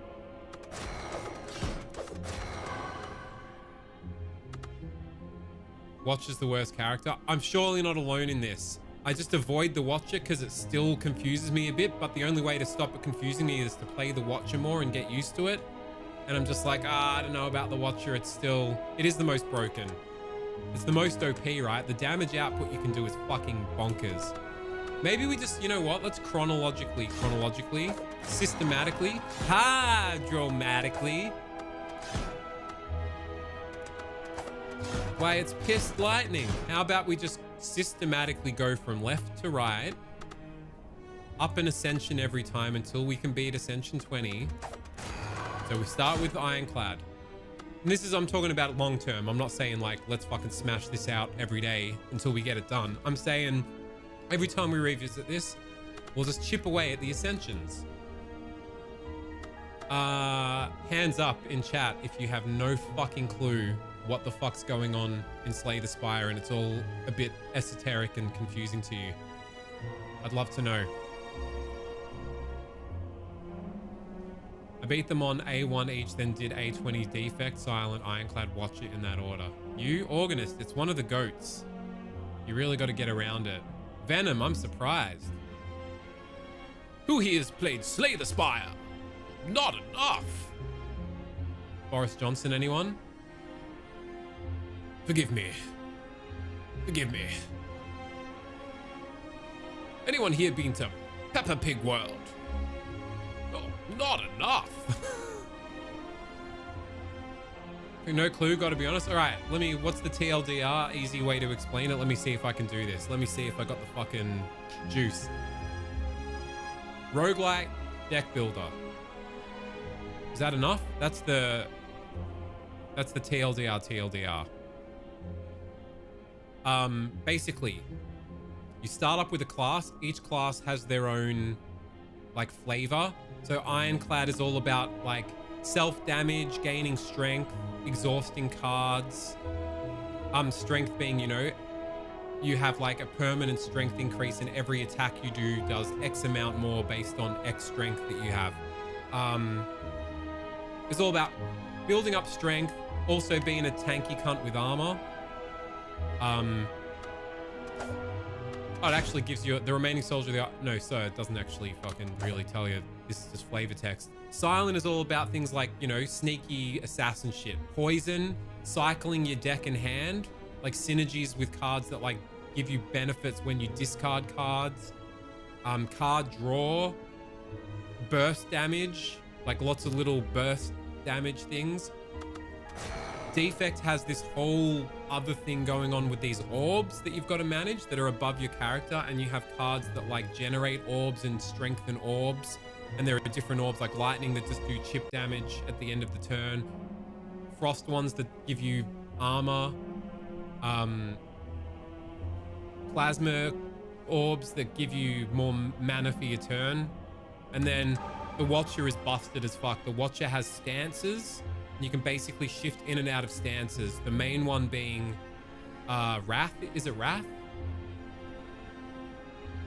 Where you do double damage. All your attacks do double damage, but damage dealt back to you from enemies is double damage. So it's like high risk, high reward. Like, can I smash them enough to kill them while I'll have double damage incoming? Or can I like do a huge burst of damage, and if I can't kill them, switch out of the stance again? So it's basically different characters with different flavors. Then when you start a run, there are 3 acts that you've got to get through, and each act is like a map with different nodes, and each node is like, you know, regular enemy encounters, elite enemy encounters, campfires to rest or upgrade cards. You basically start with a shitty starter deck. Each combat you do along the way, like it randomly generates these nodes. You pick like an optimal path that might give you things you want. Like, oh, okay, if I go to this elite fight here after doing these combats, there's a campsite after that which I can rest if the elite potentially fucks me. The elites give relics. The relics you acquire through the run can help you sort of figure out how you want to build your deck around the relic synergy that you have. Like, and the relics are basically like items that give you a permanent passive buff as you go. So yeah, you see the map, you're like, all right, before the boss, I've got these different random paths. There's a shop here. I might want to like, you know, go up this path and collect gold from enemies and then go to the shop, and then I can like hit this elite and see if I've got like the goods to kill the elite. There are random question mark nodes, and basically, yeah, you're just building a deck as you go. Classic deck builder, and fighting enemies in turn-based card combat encounters until you get to the boss of each act. The bosses have boss relics. And the idea is that, you know, by act 2 or 3, your deck's popping enough that you can start to just like melt shit. And this game is really, really good at allowing you to feel like you've created a really busted deck and relic combo, but it still feels like, you know, you need brain power and like finesse to pilot it. But you can do like some disgustingly broken things, but it never feels like game breaking in a way that's like, oh, it's just a cakewalk now. Sometimes, yes, it is, but generally, you know, it still always feels like you got to work for it. And it's really finely tuned. Like, the balance of this game, despite allowing you to do really broken things, feels really fucking on point. So we're going to go the classic Ironclad. Each class starts with their own signature relic. So Ironclad's is Burning Blood. At the end of combat, you heal 6 HP. Ironclad has a lot of synergies to do with cards that you play that damage yourself, and other cards that give you buffs and benefits from damaging yourself. So there is a card that's like at the start of every turn, deal 1 damage to yourself and draw a card. And then there are other cards that are like every time you get damage from a card you played, gain strength, etc., etc. You can see how it all, like every other fucking deck builder, starts to come together like that. Eadpla, honor and a pleasure, cunt. Have a good rest. You will be seeing a bit more of me. Ah, good night.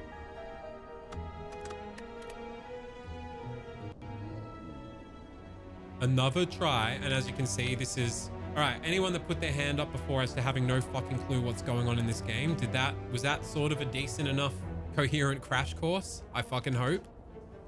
So generally, starter decks for each class will be a bunch of basic strikes, which is just your basic ass poo attacks. 1 mana, 6 damage apiece. You get 3 mana per turn as a standard at the start of the run. You can manipulate that mana amount through relics and cards, etc.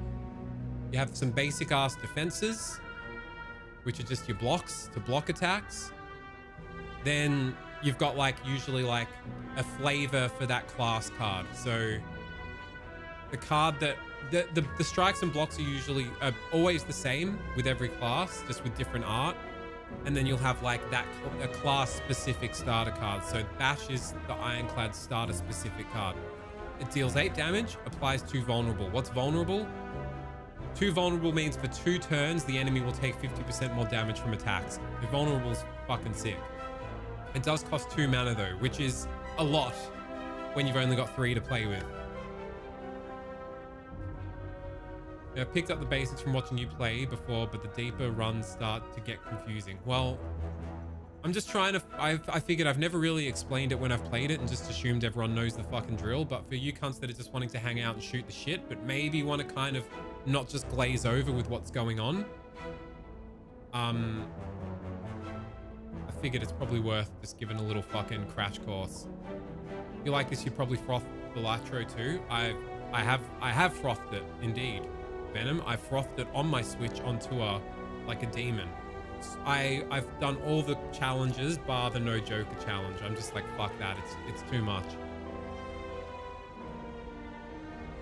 All right, so this is your starter deck. As you can see, before we even pick, so this is it Meow? Meow the whale. At the start of every one, you'll talk to him and he'll give you a list of starting bonuses you can choose from. And usually by looking at the map, you can kind of go, all right, let's see what I want to take. So here's the map. This is randomly generated. These paths and nodes are randomly generated by a seed every single run. As you can see here, the legend, these ones are regular enemy encounters. It's usually good to go for a lot of enemy encounters in Act 1 because enemy encounters reward you with, if you win the fight, a choice of 3 random cards, and you can pick one to add to your deck. That's the best way to start getting a good deck built in Act 1. And you usually want to be going for attacks and front loading damage because you're kind of weak at the start and you hit like a wet fart. Then you've got elite fights, which are quite strong enemies, but the trade-off there is you fight a harder enemy and they reward you with, instead of a card, I think they still reward you with a card as well, but you also get a relic from them, which can really get the fucking run going. Because some combos of relics with some combos of cards can do some really broken shit. Like I said before, the relics will show up here, and our starting relic is heal 6 HP at the end of combat. And then you can, there are heaps of fucking crazy relics. Treasure chests will give you a relic as well. Trem baby, thanks for the raidy poo. Merchants are a shop that will sell relics, cards, potions. They're usually good to go to later especially in Act 1, they're good to go to later. So for example, this shop I wouldn't really want to go to because I wouldn't have a lot of cash at this point. But by here, or here, I should have a decent amount more cash. How's the stream, Trem baby? Thanks for bringing the gang across. Tremmy gang, lovely to see ya. We're fanging a bit of Slay the Spire, and I'm trying to just give a bit of a crash course in it. Rest sites, very important. They're the main way you upgrade cards. Every single card in the game has a base level version and then an upgraded plus version. Some of the plus versions of the cards are like fucking musts.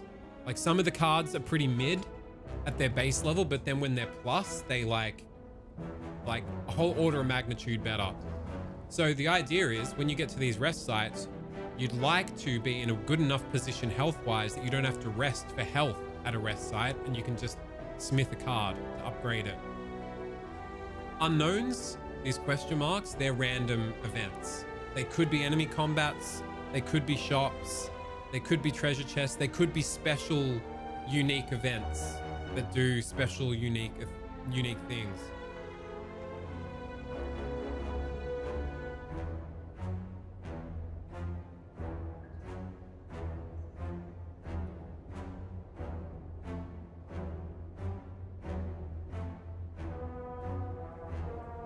Un moment.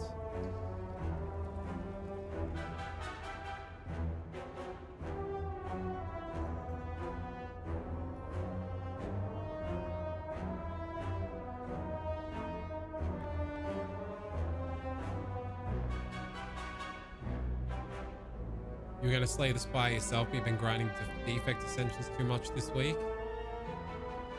Where are you at? What level? All right, so this is the map. All right. I think normally there are 4 options here, but this one, increasing max HP and enemies in the next 3 combats have 1 HP. I think that's like automatically triggered when you lose a few runs in a row. It defaults to this choice instead. And this one here, enemies in your next 3 combats have 1 HP, is really good if you can hit an elite within 3 combats. Which we could do this path. There's 1, 2, then 3 question marks. Thing is, I don't love doing a lot of question marks first because you're not taking the opportunity to kill enemies and build your deck, but we could get a really good relic. Also, every question mark you hit, it increases the chance of it being an enemy encounter anyway. So this is basically a fucking roll of the dice, whether or not we can get to this elite with 1 and have that elite have 1 HP being the 3rd combat we encounter. Making sense so far? So we'll hit 1 combat, 2 combat, hit 3 random events.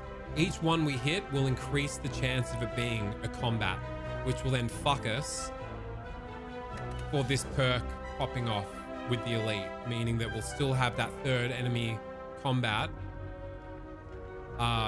free for the elite.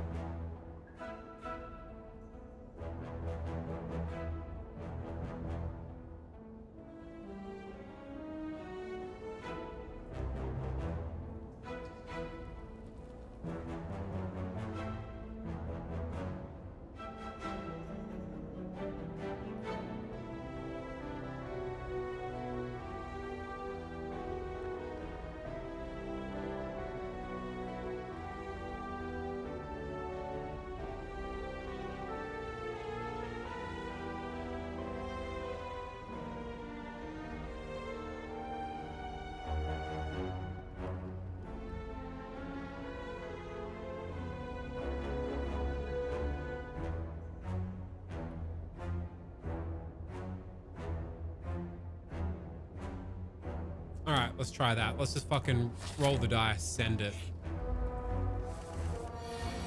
So no thinking required when they fucking have 1 HP. Thinking required. So my thinking here is these 2 block cards, we really want to start front loading damage first. Armaments is a really sick card. Not in its base form, because it's just a regular block. And it upgrades 1 card in your hand for the rest of combat. But when you upgrade it, upgrade all cards in your hand for the rest of combat. Which is fucking amazing, because then you don't have to prioritize upgrading cards as much.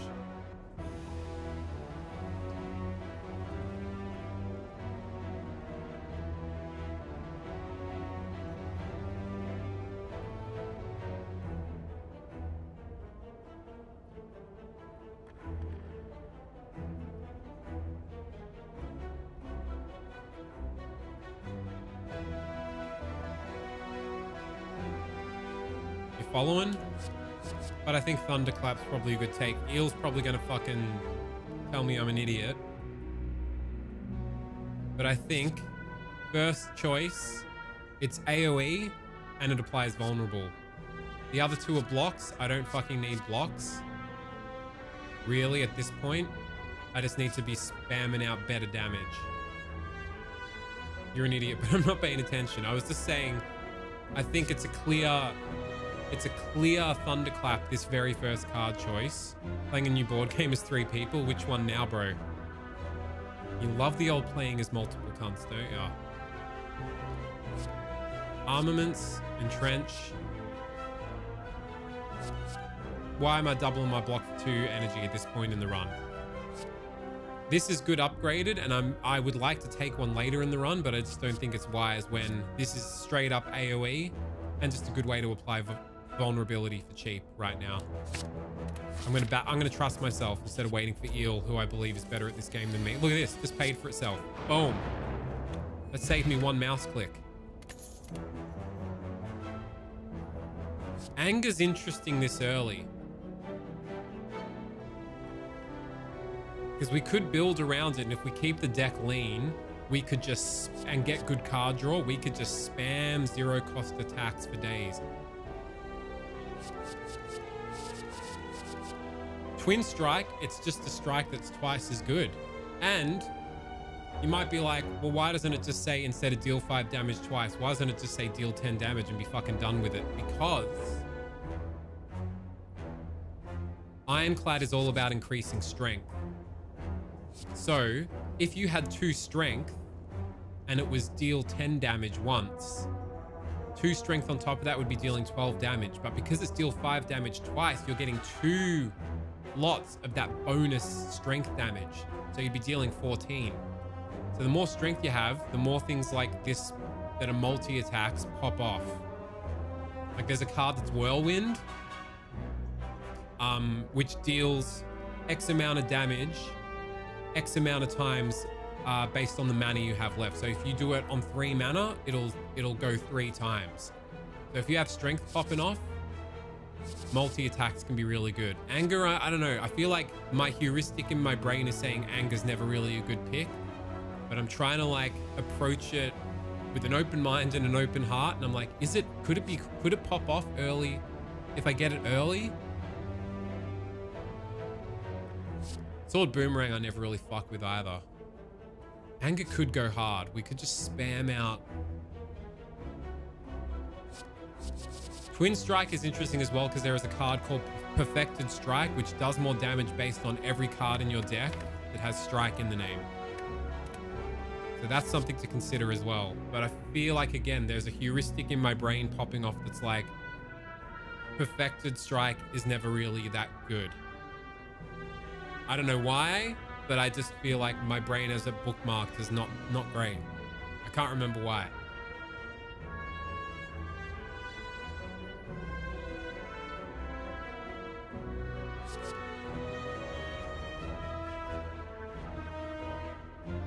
How about, let's try the anger. Fuck it, we'll see what happens. We'll learn by our mistakes. Oh, perfect. Oh, straight up, Relic. Whenever you rest, heal an additional 15 HP. No combat.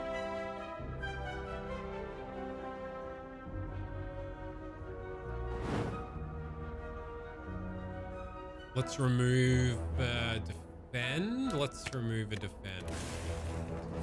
Have more damage. Please don't be a combat. Oh, yes.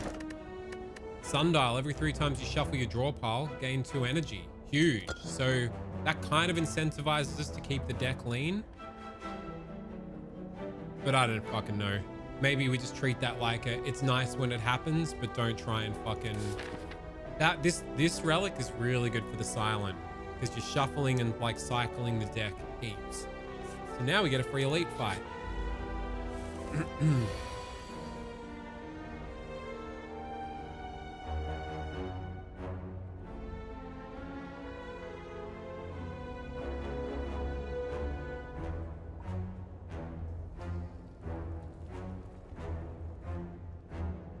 Give me 1 minute.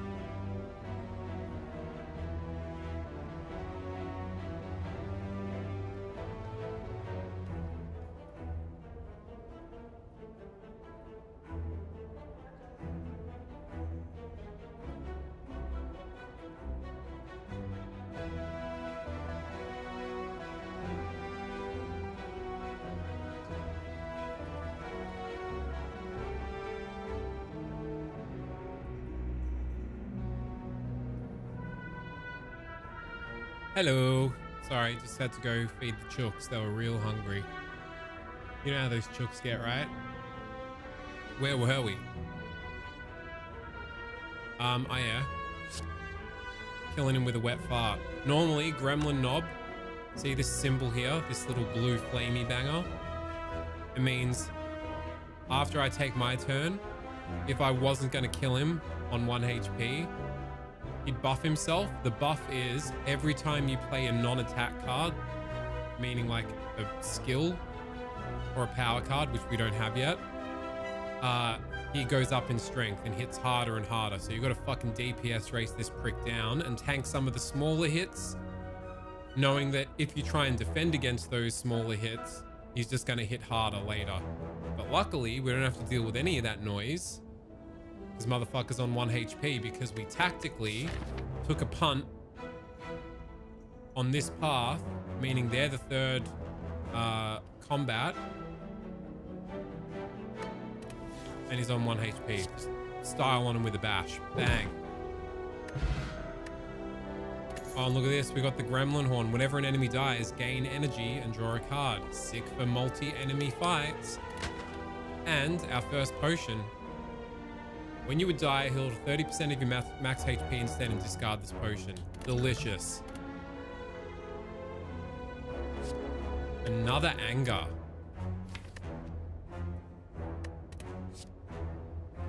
This I don't understand how this card is meant to be good or works. Play the top card of your draw pile and exhaust it. Exhaust means it's removed from combat until the end of combat. I'm not sure what the use cases is and what this synergizes with, despite putting fucking tens of hours into this. Maybe someone can illuminate that for me. Heavy Blade is interesting, but we need strength for it to work. So it's a pretty expensive card. Deal 14 damage. Strength affects this card 3 times. So if you were on 10 strength, it'd be adding 30 damage to it. I think the upgrade is 5 times, which is fucking nutty. So this can be just like a fucking mega slap to the cock. If you've got a build that's like pumping up strength, like if you had 10 strength, this would be a 64 damage card. Hectic. And then we got the old Anger. 2 copies of Anger? I mean, Anger makes copies of itself. I'm trying to think of what I'd want though to get to, like I've already got 1 Anger. What am I looking for to make Anger pop off?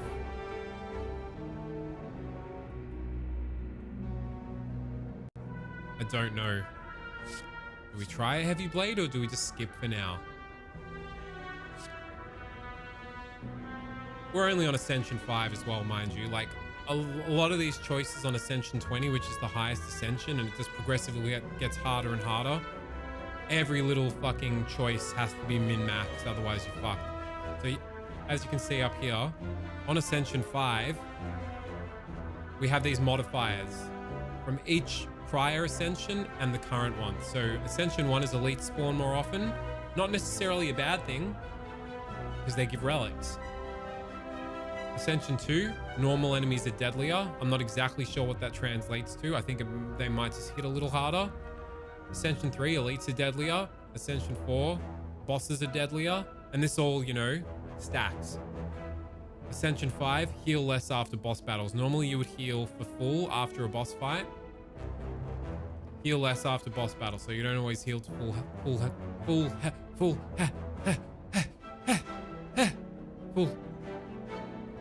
HP is what I was trying to get at. So, let's try Heavy Blade. Fuck it. Definitely don't want to rest. 3 Anger, 2 extra damage. Is that the best first upgrade? Bash. I mean, we can't really justify this one yet because we don't have the strength for it to pop off and make use of the extra strength, you know? Know what I mean? Bash, I'm always like, why do you want to upgrade a fucking base deck poo card first? But a whole extra turn of vulnerable could go pretty hard. anger as well, 2 extra damage, and these are going to start piling up in our deck. Let's go bash. Classic first upgrade bash. Now, let's go another elite. We got a free one. Let's get him pumping. You know what? Let's be ballsy and go for 2 more elites. Then we get to hit a shop. These fuckwits. Now they have this buff on them. Artifact, which negates 1 debuff. So this bash will do nothing to start with. This heavy strike's doing nothing. It was actually kind of silly to take a heavy strike. Now that I think about it, I'm learning immediately from my mistakes. Heavy blade kind of sucks. It's like playing 2 slightly better strikes when you don't have any strength at all. So I guess we just strike, defend. Now, interesting thing though, because we have Gremlin Horn, this is a 3 enemy fight. Gremlin Horn gives you energy in a card draw whenever one dies. So we're going to get 2 free energy and 2 free card draws out of this fight when 2 of them die.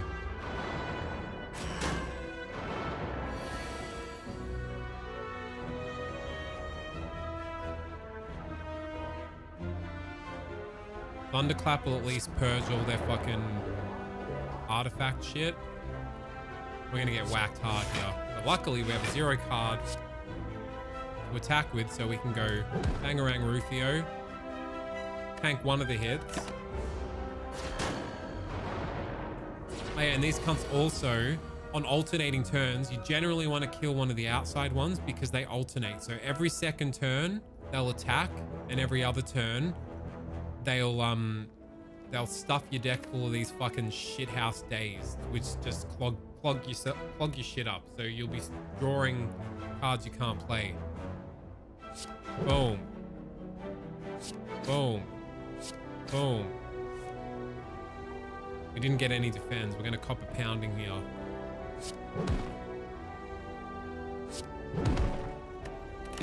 Yo, Steve-O. It's been a while, cunt. It's been a while. See, now we're starting to draw these poo. Luckily, they have the keyword ethereal, which means at the end of the turn, it just exhausts from your deck. You'll lose it. So now we're down to 1 each. So now we'll have them swapping cycles, and we won't be copping turns where every second turn we get double the amount of these in the deck. Am I explaining this? What's the word I'm looking for? Explainably enough? Are you winning? I don't know, Eel. Sorry, I forgot. Did you say what you were playing before? People power. What the fuck is people power? I fucking love Slay the Spire, Steve-O. I play it quite a bit off stream. Not lately, but I just thought today it'd be good to get on and fucking bang a bit of Slay the Spire. Maybe after this run, we could check out a bit of the new Vampire Survivors DLC. Just for some good old fucking Pokey Machine dopamine action. And just to hear Cody's eyes rolling into the back of his skull from 3 hours away. Just to hear him spitting at his monitor if he's still watching.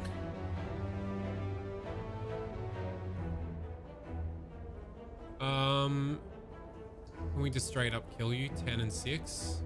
We have to tank the damage. We can kill this one, tank the damage. We get free mana, so we don't have to fully tank it, because he'll die and then we'll get a card draw and free mana.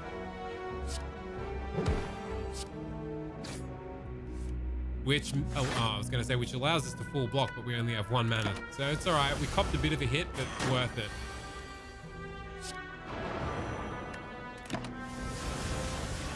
Getting rid of them fucking dazed. We can't kill you, can we? Maybe we should just go.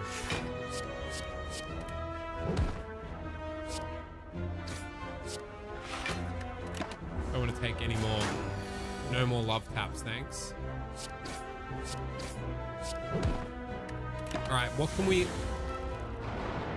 Heal. I opted for an anger early on, and I was thinking maybe there's a way to build around it. Do you take anger often? It feels pretty shit, and I don't feel like I generally know of a good way to like synergize stuff with anger. But I'm like, if the deck stays lean and we can get heaps of strength, that they can sort of, we can get them whipping around like shivs maybe.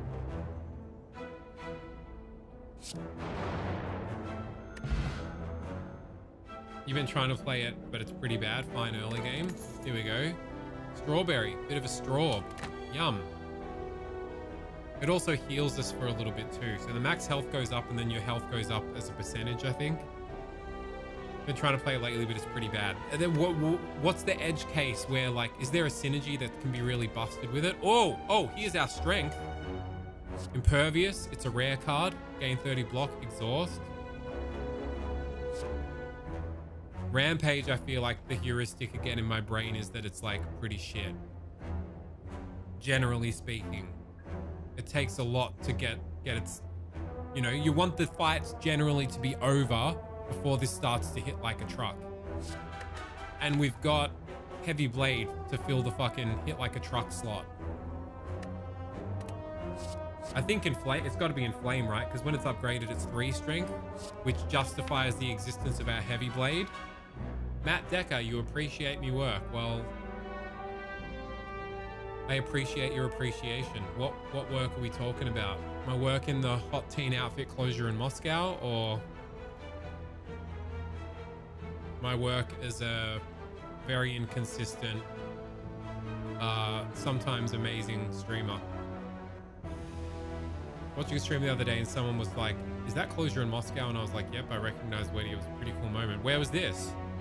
Who the boss be? The boss be fucking Hexaghost. I think you want Inflame for Hexaghost, right? Impervious, I mean, again, I'm going off the idea that you don't really want to take block shit early. You want to be front loading damage and gonna want some damage scaling against that guy. Well, this is kind of scaling, but this is universal scaling. I've convinced myself. Love a Juzu bracelet. And then I guess we go here and upgrade either strength or Heavy Blade. All right, we don't want to hit this cunt first because this cunt sleeps for 3 turns. Might be late to cunt force, but you got me through some tough times. Well, I'm glad I could be of some help in some strange indirect way across the internet, Matt. Long live the cunt force. Can anger though if you think that's worth it. Upgrade anger, you mean? The streamer was Katya Lemon Lime. She was playing an auto battler deck builder called the Bazaar. I know the Bazaar well. I've been watching Northern Lion play the shit out of it. Is wait, you heard closure on her stream? Oh yeah, anger just to get another copy in there. So if you break this guy's shield, his armor, is it called armor or shield in this game? Block, sorry, neither of those. If you break his block in the first 3 turns, he wakes up, but he is stunned. But you do get, I would like to get Inflame online before we wake him up. So let's just leave it there. I think you get 3 turns. Beautiful. I think we get 1 more turn after this, right, Eel? And Bash would be the good way to start it off. So I think I'll leave it still. Now I've got to fucking break that shit. And we get 5 energy because fucking Sundial popped off. Bangarang. Roofie. Oh, amazing start. And the cunt's now popping off with 3 vulnerability.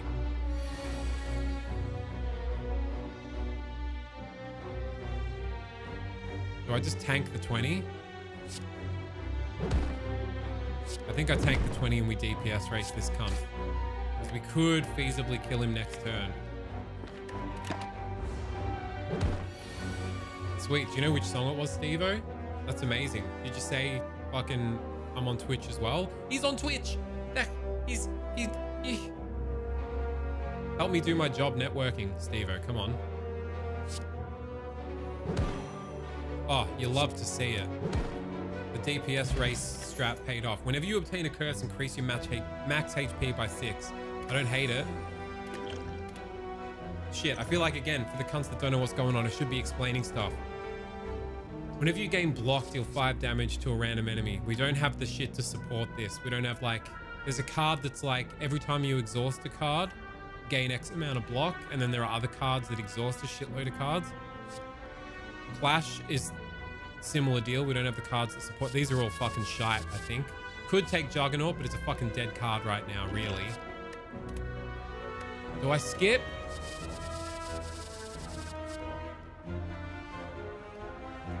I don't know. 4-plated armor.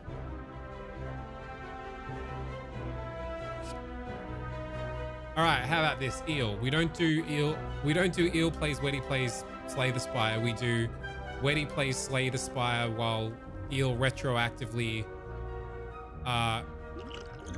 grades his choices. So I'm going to say I don't take anything here. Because Clash is very fucking support dependent, which we don't have. And we're not going to try and fish for it. Juggernaut is just kind of a dead card now. I'm going to say we skip. This is the deck so far. An Inflame, a Heavy Blade, an Anger, a Thunderclap, and an upgraded Bash. And we removed 1 Defend. Kind of do need more defense. A little bit. But none of these are doing that for us. Yes. So you've got to tell me after I make the choice, though, so I don't go, yes, confirmation. All good. I'm going to say Hexaghost. Okay, the bosses all have very different styles and flavors and mechanisms. Hexaghost deals its first turn of attack is scales based on your current HP. So the lower the HP you have, the weaker he hits on his first multi-attack. I'm pretty sure that's how it works, right, Eel? So it's actually kind of in my interest to hit the fireplace, the rest site, not heal and get another upgrade. And kind of stay around half health. Now, Inflame makes all attacks better, including Heavy Blade. But Heavy Blade, after... Nah, let's go Inflame first, huh? It just scales all damage a bit better. And then we go for Heavy Blade, maybe. Oh! It's got to be Apotheosis, right? And that's the next upgrade target. Whirlwind goes hard. If Armaments was upgraded, I'd take... Ooh, you know what I'm thinking? I'm thinking we take Disarm. Blood Vial can really do some heavy lifting over time too. I would love to remove a card, but I'm thinking Apotheosis and Disarm. I think Disarm, especially for the heart, Disarm goes hard. I don't know if we're going to go for the heart yet. Have I already missed the Burning Elite? I have. There's 2 more acts to do it. Do we try the heart, Eel? Yeah, let's try the heart. Why am I asking you? I make my own destiny. I think Disarm and Apotheosis. Apotheosis, upgrade all cards. All your cards for the rest of combat. We don't have to prioritize upgrading cards so much. We can heal a bit more if we need to for survivability. Enemy loses 2 strength permanently and an exhaust is fucking huge. Let me just pluck out a nose hair that's tickling my nose a bit. 1 sec. Ugh. Got it. Whirlwind is good. Is it a better choice? I do it. All right, just send it. Don't sweat it too much. There's always another run. Don't fucking obsess. Let's take a cheeky event now. Why'd this pop off like it was doing something whenever you obtain a curse? Oh, shit. Let's upgrade Apotheosis. Straight up. Or we could transform a strike. Upgrading an Apotheosis to 1 cost feels pretty insane. Can't really go wrong with that. Another enemy or another event? Another enemy for a card, I'd say.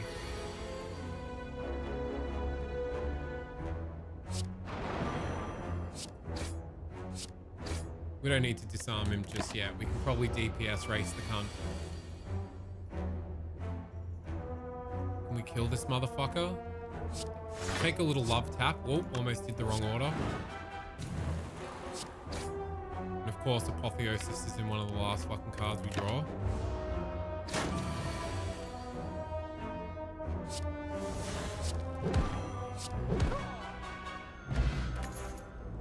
Net gain in health. We're flying.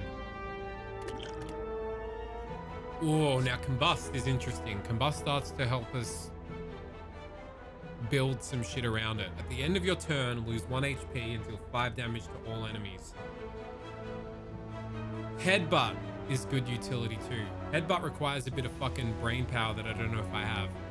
But you deal 9 damage, put a card from your discard pile on top of your draw pile. Which won't work for things like Inflame, because it's a power that gets removed from your deck, doesn't go to discard. We could use it for like spamming Angers or Heavy Blades or other things in the future. I don't know if I want to go Combust. Although Combust, sorry, another nose hair. Ugh. I don't know. I don't know. Body Slam, we're just not generating. We don't have block generation yet for that. Combust though?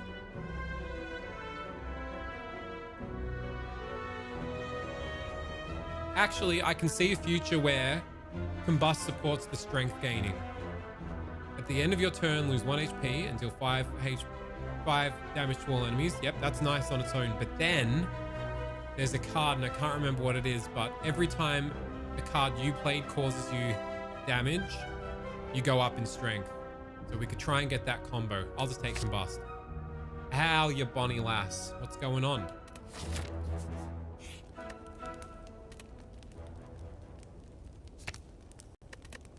It's gotta be...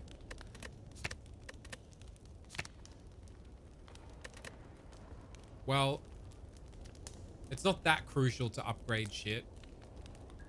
Can't he fucking sleep? I've been there a lot lately, Hal. I'm sorry. Gotta get that sleep hygiene in order. It's fucking rough, huh? What's keeping you from sleeping? Bouncing them potions.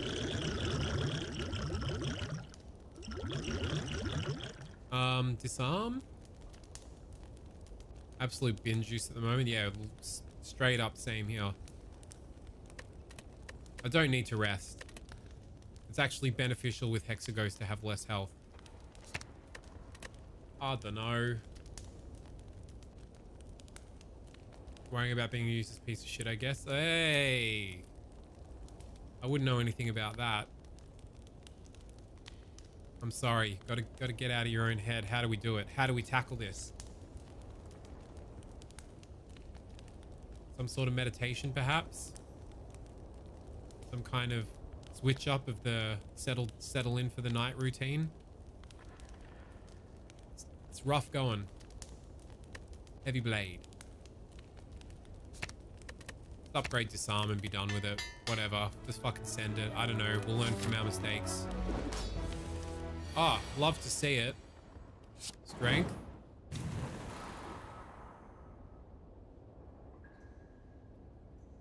Put some Vuln on this cunt straight up. Maybe I just use the plated armor to start with.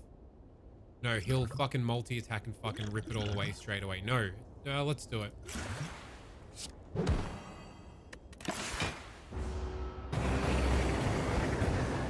5 times 6. He's gonna rip away all my plated armor. Fuck, that was an absolute waste.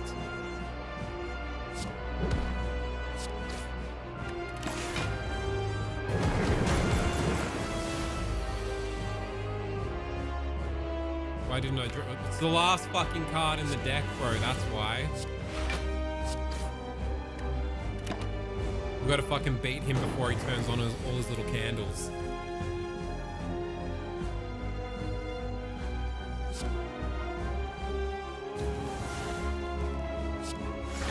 I wanted to play Bash. I'm stupid, but I think that might have been better in the long run.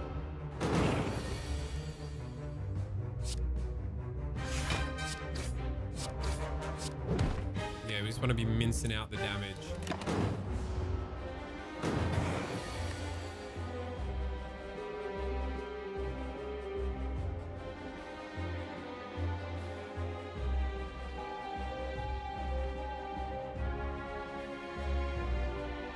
I don't know if Combust is actually worth it in this fight. It is a dead draw for now.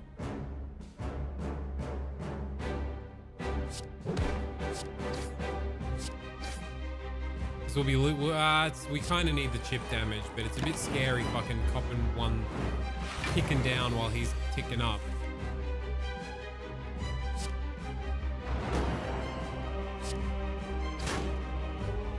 Why is he only -1 strength now? Has he gone up in strength already? The Platonic Solid is a he, by the way. I've just decreed it so.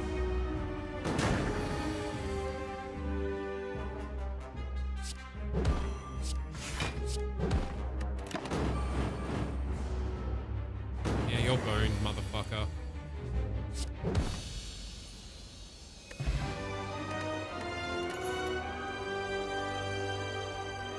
Is he looking left or right though?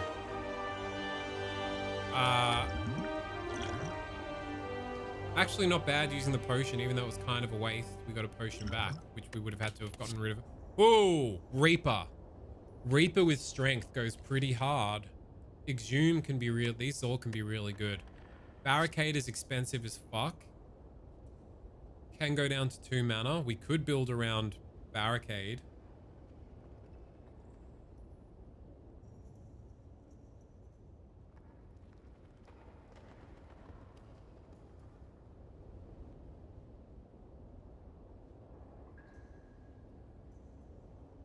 All right, Exhume, Reaper, or Barricade. Let's think about this. We don't really have stuff that supports any of them relics-wise. Barricade, we don't really have... We can't see what boss relic we get yet to know if we have more energy to support this. Exhume, do we have Exhume for Disarm? Could be pretty sick. So the way Exhume works is... a card that you've already exhausted that's out of the combat now, you can bring it back into the combat and then this itself exhausts. And then it costs 0 with an upgrade. So we could pop off 2 fucking upgraded disarms, which is pretty huge. Reaper with strength gain is pretty sick as well. Because all unblocked damage you heal as HP. I want them all. Barricade, Barricade, Barricade. It's expensive. It's kind of hard to make work. And we don't really have sick block generation to justify it yet. Reaper can save runs because you can just fucking infinity heal. Oh, I'm leaning towards Exhume. I'm not going to sweat it too much. I'm just going to go with my gut. Cursed Key synergizes with Darkstone Periapt. Periapt? When you obtain a curse, increase your max health by 6. This is straight up free mana, so we go from 3 to 4. Fuck, maybe I could have taken Barricade. Gain mana at the start of your turn, forever, for the rest of the run. Whenever you obtain a non-boss chest, whenever you open a non-boss chest, obtain a curse. But every time we get a curse, we can increase our HP. Is that really that good? Yeah, let's do it. Because we can get rid of the curses from our deck. Although we would like to be getting rid of other cards. Shall we go for the Burning Elite? And go for the Heart? Let's give it a shot. We'll give it a shot. How about one of these question mark paths into the shop? See how we're doing if we want to hit an Elite. We have to hit an Elite either way. To then go into a Burning Elite. And we'll try and go for the heart. See how we go. So to go for the heart, you need to get 3 pieces of a key. 1 piece of the key you always get by fighting a burning elite, which is like a beefed up super elite. 1 is opting for the piece of the key instead of the relic in a chest. And 1 is instead of resting or upgrading a card at a fireplace, you take the piece of the key.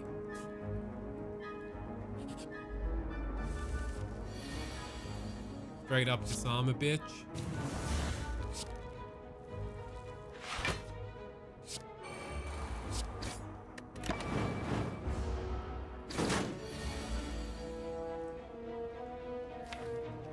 Where's me Apotheosis? Where's me Inflame? Where's all my good setup cards, you bastard?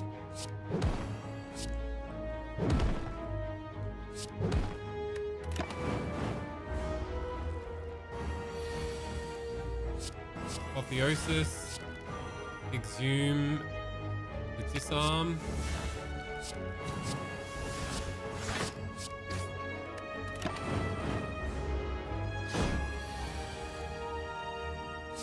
Flame. Dazed off our dicks. Oh shit, he's hitting us hard. We're vulnerable. Alright.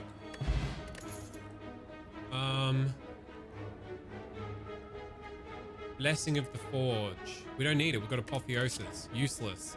Dual wield. Choose an attack.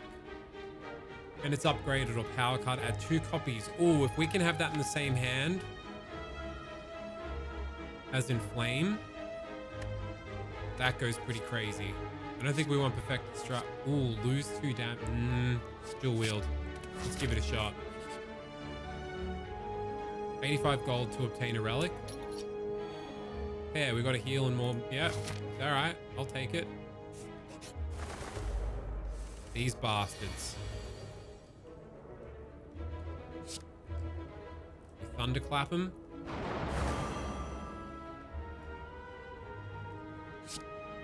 We bash him. He stops flying and falls out of the air and is stunned because we hit him 3 times in 1 turn, as is the mechanic that these cunts work off.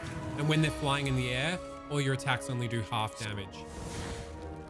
God, you cunts are hitting hard. Where's all my setup cards, you fucking cunnos?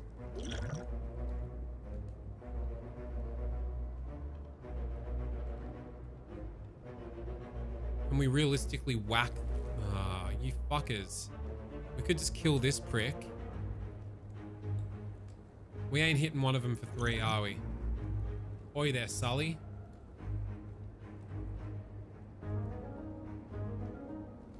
What do we do? What do we do? What do we do? 1, 2, we can't play 3 attacks. We could just kill that one. We're fucking copping a whack regardless. Oh, I forgot about Gremlin Horn, which draws us another card. We could have knocked this one down to not get hit for 15. Fuck. Gotta remember your relics, people. Remember your relics, people.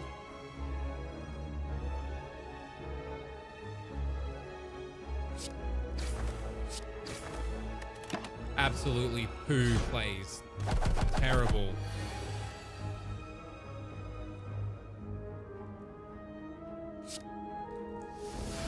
Wait, what?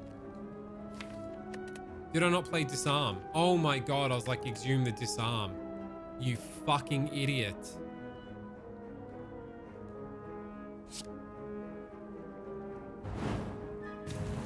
What a waste.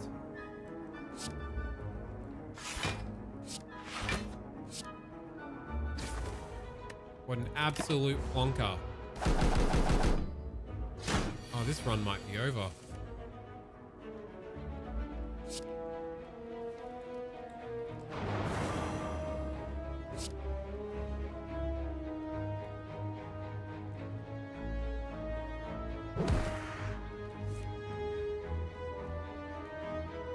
No, we're good. We're good. Don't think I want to play Combust now. Maybe taking that Reaper would have been the play. get dicked. I think speed potion might be better than... Yeah. Armor in a pinch. The end of your turn. Whenever a card is exhausted, gain 3 block. We're not really exhausting heaps, are we? Are we? Not really. I don't know where the deck's going. Shrug it off at this point. Maybe good. At the end of your turn, gain 4 block. God, what about every time? Fuck, we could have taken every time you gain block. Nah, shrug it off. Gain 8 block. It's a better defend, right? Gain 8 block, draw a card. We want card draw. I don't think these two are helping us. Now, do we take the question mark route and puss out? Then go for back-to-back elite burning elite? I don't know if we can fight these elites. I think I want to shop. We'll try it. Okay. Lose 3 HP, gain 2 strength. And that doesn't exhaust. We can really... transform 2 cards. Transform 2 strikes. That could be huge. Fuck it. Heart of the cards. Garbage. That was kind of shit. We don't really have cash. Whenever you lose HP from a card, gain strength. We kind of need that. That's the missing piece to go with Combust. Right? Eel, are you still here? Is that how that works? It's not just when you play the card. It's like ongoing effects that cause you to lose health from any card that you played, right? Like Rupture synergizes with Combust, right? Like it's every time it happens. It's all coming together. I think, yeah. Yeah, we got to take it. That was so worth that shot. Now we want to heal, I think. Yeah, we get the extra fucking heal from the Regal Pillow. Bing, bang, bong. Ooh. Ooh. Another Inflame. Ooh. There's some good choices here. Battle Trance, some Hectic card draw. Pommel Strike, the sleeper hit that Eel froths. Upgraded Pommel Strike, one of his goats. Oh, you can't look at the upgrades on this page? Another Inflame. See, shit like Power Through that adds wounds to your hand are really good when you've got cards that are like, exhaust everything in your hand, do this. You want exhaust fodder then, but we don't have any cards that support exhaust fodder. The dumbest run you've ever had revolves around Heavy Blade. I'm guessing it was like whacking for fucking 50 trillion, Groovy.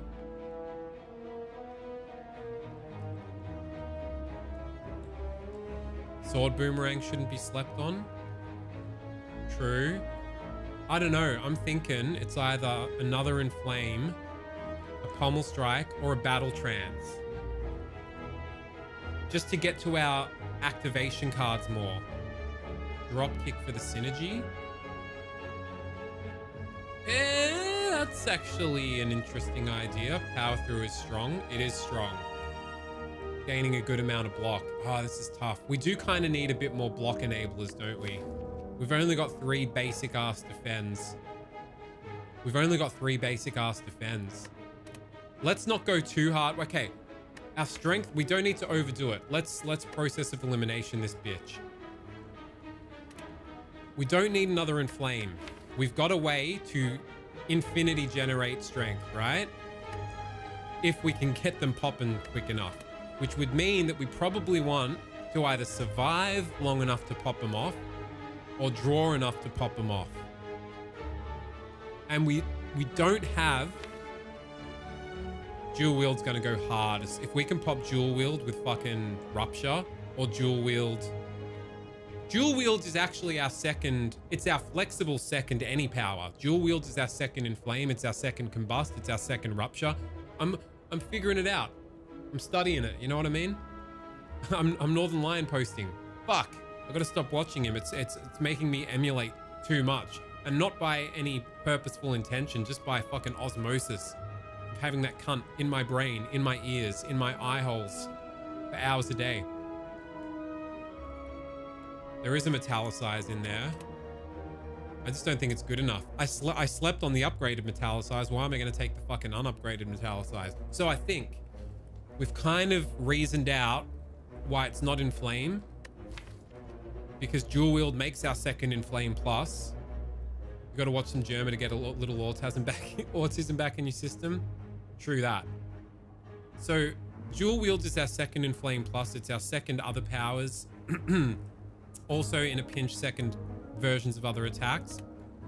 So we only have 3 basic ass defends. We need to start thinking about scaling up our block shit. Battle trance is nice too, but yeah, I think I'm convinced on the power through, but I don't have a way to deal with the wounds. But we could have a way to deal with the wounds if we get something that fucking gets rid of all cards in your hand except for attacks. Or something like a true grit where you can exhaust. When it's upgraded, choose the exhaust target. All right, let's take power through. These little jabronis. Evolve synergizes with power through. Because every time we're drawing a poo card, we're drawing another free card to take its place. You take battle trance. Thank you for playing the game correctly, Eel, and telling me after the fact so I can make my own big boy decisions. We'll start with a draw.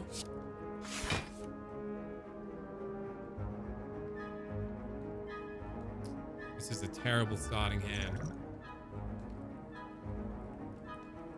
We'll play the evolve so that it gets out of our deck.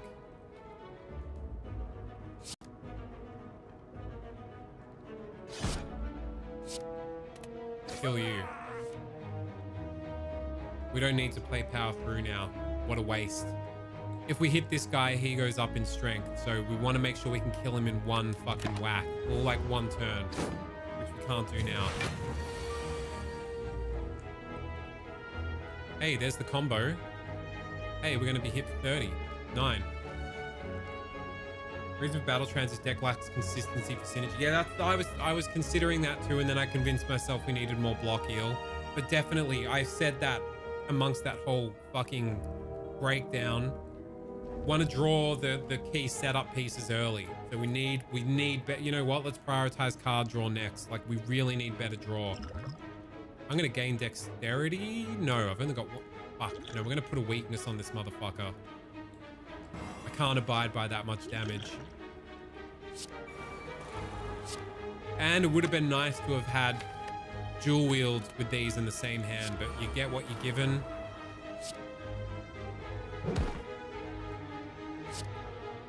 This at least won't hit him and make his strength go up, but we'll apply vuln. Order, law and order. Yeah, can't just redraw one card because it doesn't draw a card. Yeah, fuck. Alright, strength's gonna start climbing. Now he's fucking dual wield, you fucker. Disarm you.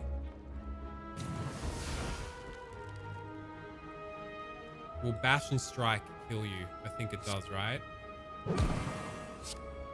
Just. Oh!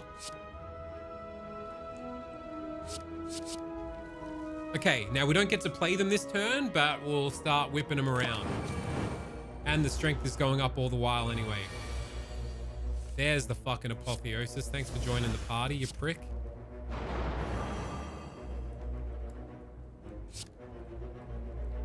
You're doing more damage. We'll prioritize you. Oh, Gremlin Horn goes so hard. We need to do some block. We would like more vulnerability on you. We'll save the heavy strike. Block some of that damage.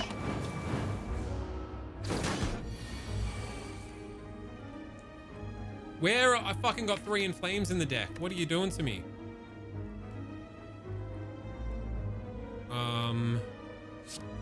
The cunt's not attacking and we get fuck all attacks. Love it.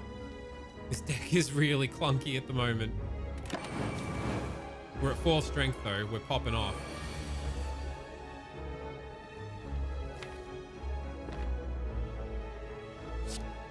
Exhume the disarm. Disarm this son of a gun.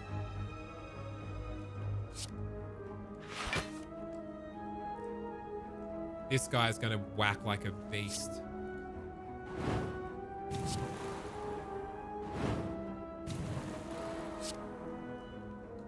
I keep forgetting about that. Keep forgetting about Gremlin Horn. Underrated? Maybe not underrated. Sick relic. One more inflame. Clap cheeks. Kills the wizard dickhead. Gives us free fucking draw and mana. Multi-fights the card draw's not so bad because of this bastard. Easy peasy. Happy flower. Love it. Ooh. Pommel Strike. It's card draw. Yes, it's technically net zero card draw, but it's cycle nonetheless. Or top of your draw pile. Could help us play cards we don't have the mana to play. Could help us get back big attacks. Spam more angers. Whack more heavy blades. It upgrades to draw too. Say no more. We're taking a Pommel Strike. We're upgrading that next. Oh shit, what's decay? At the end of your turn, take 2 damage. Not the end of the world. Actually, kind of synergistic. Ooh, Vajra is good. Alright, let's go for the Burning Elite. Do I rest or do I fucking upgrade? Yeah, best curse to get because of Rupture. Now, let's upgrade Pommel Strike. We need to upgrade that card draw. We might die for this Burning Elite. It's a very good chance. Oh, look, hello. Look who showed up. Who do we need to prioritize killing? This middle cunt's a fucking cunt. But let's go the back prick.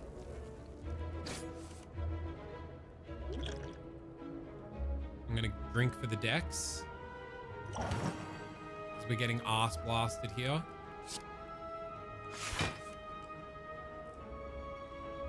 $20, 34 damage. This will get us to 29. I just realized we've got 1 life in us because of Fairy in a Bottle. This is going to be dicey. They fucking heal too. That's their super Burning Elite ability. Oh god, Combust is scary, but let's do it.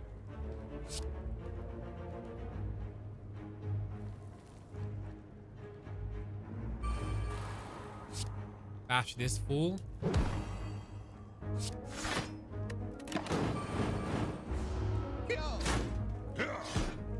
It's getting close to the edge, down by the river.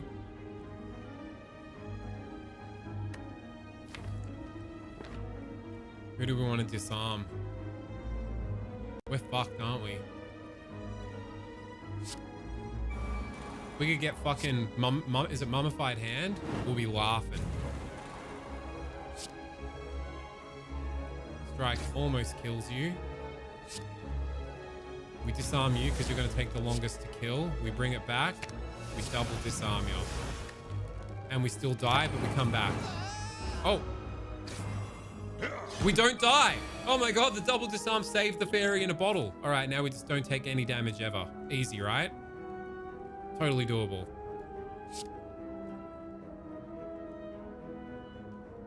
Overkill? No. Bangarang Rufio. Get this out of your hand. Now that's whenever you draw it. That just put it in our hand, right? Whenever you draw a status card. Okay, so we didn't misplay order there. Thunderclap some cheeks. We need to get this one who's still got strength. Oh god, 2 HP. We're actually gonna die because of the Combust. Are we gonna die because of the Combust?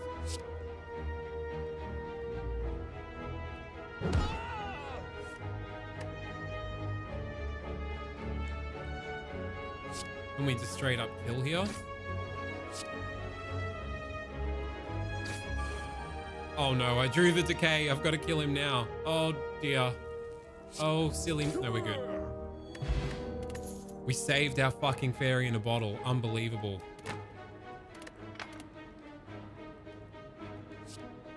The enemy is vulnerable. It's more card draw, and it's upgraded. I'll take it. I'll give it a sniff. It gives us max HP, which technically heals us. Let's go for it. Oh, yeah, I'm happy with that.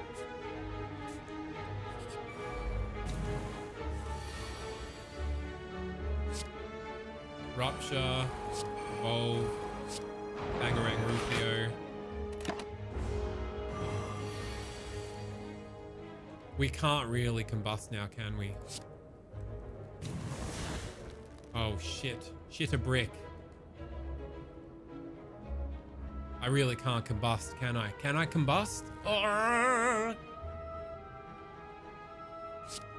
3 defense.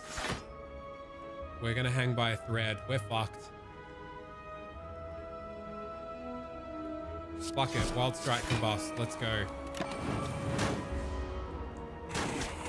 1 HP in a dream. So we'll die. Terrible draw. This might be the fight where it all goes to shit. Yeah, we're probably cooked. Fuck you, Decay.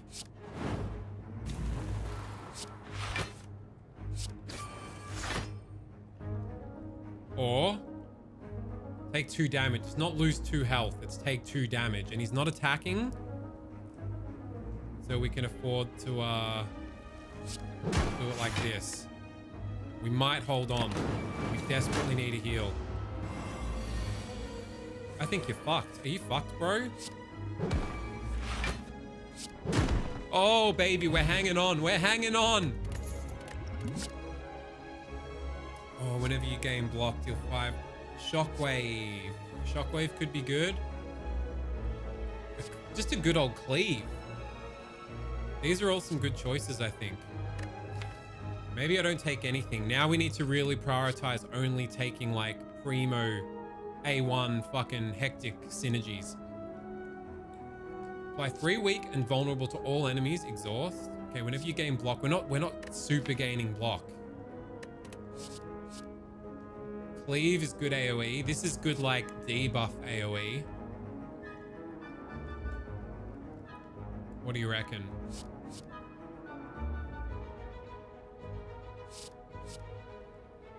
That's weak as well. I feel like a shockwave can't go wrong. And it's 5, and it helps set up our drop kick. We really got to get rid of Rive. I don't know. I'll take a shockwave. It's an uncommon. Upgraded, it's pretty sick. We just got to get to here and fucking heal. Oh, Jesus. I think I might want to save that. Dual wield. Bang. Bang. Shockwave these fools.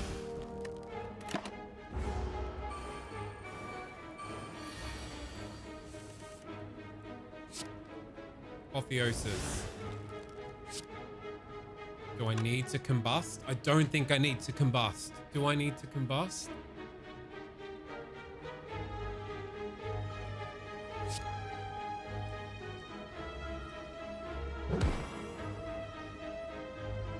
Power through will give me 20 block. I'm saving this for the boss because it's the collector. No, it's the fucking Automacock, which, you know, AoE, the cunt that has minions. Gotta prep for the old dropkick Murph, mate.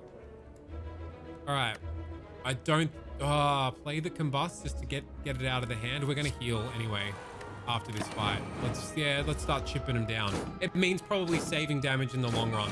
Yeah, Bulldozer. I just came to that conclusion myself. Saving it. Sorry, using it will help me chip him down quicker to avoid more damage. Start with the pommel. Hectic card draw. Where's bloody Rupture when you need it?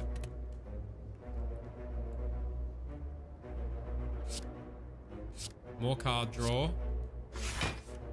Oh dear. Hit him with the disarm.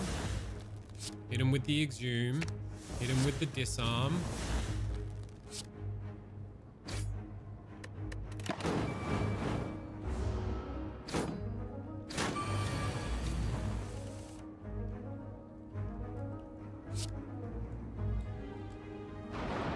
Which enables the drop kick. Get out of my face.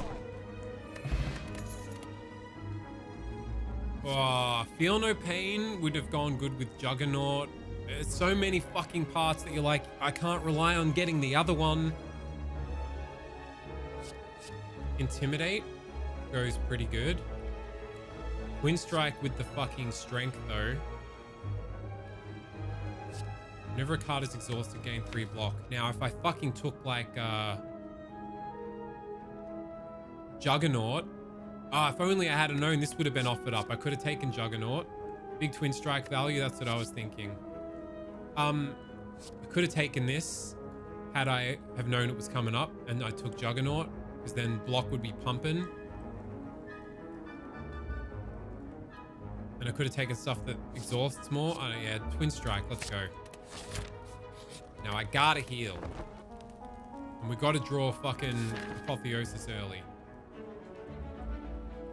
Becca-bot's active. Oh, but Becca's not active. I forgot to activate Becca. And sorry, Venom, are you still here? I saw that you fanged some bits before to supersize an emote, and Becca should have come up and said thanks for putting some yummy communion wafers in her little mouthy. And she didn't come up. My bad. But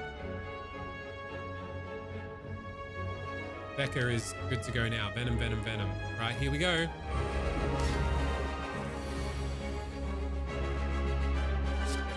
Just for the card draw. Oh, worth.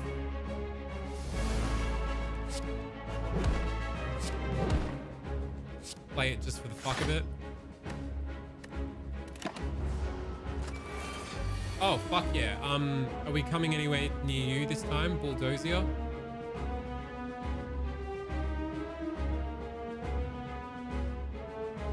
Hit him with the power through. That's me block almost sorted. Hit him with that. Bang a bit of this. Bang a bit of inflame.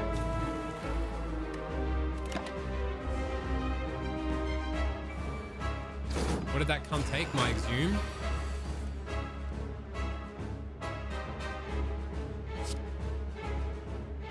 Thunderclap those cheeks. This guy is now able to be disarmed.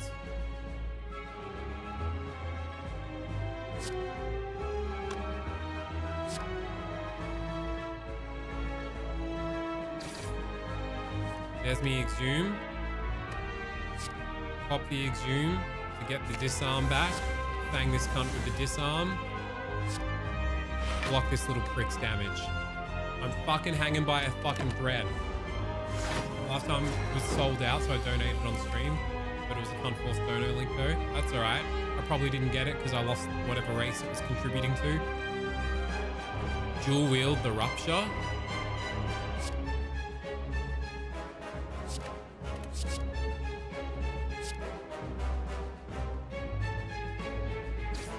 Pommel that cunt. Oh, baby, watch the strength go hard now.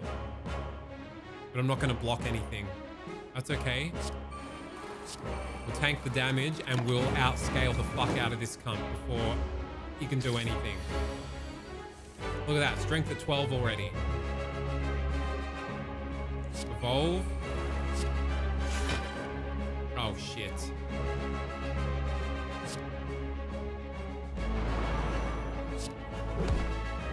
Alright, we're good. I think we'll rip this brick.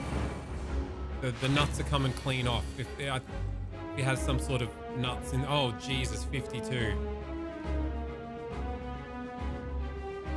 Well, Heavy Blade's doing 94 damage. Let's Pommel Strike first to see if we get any thingy enablers.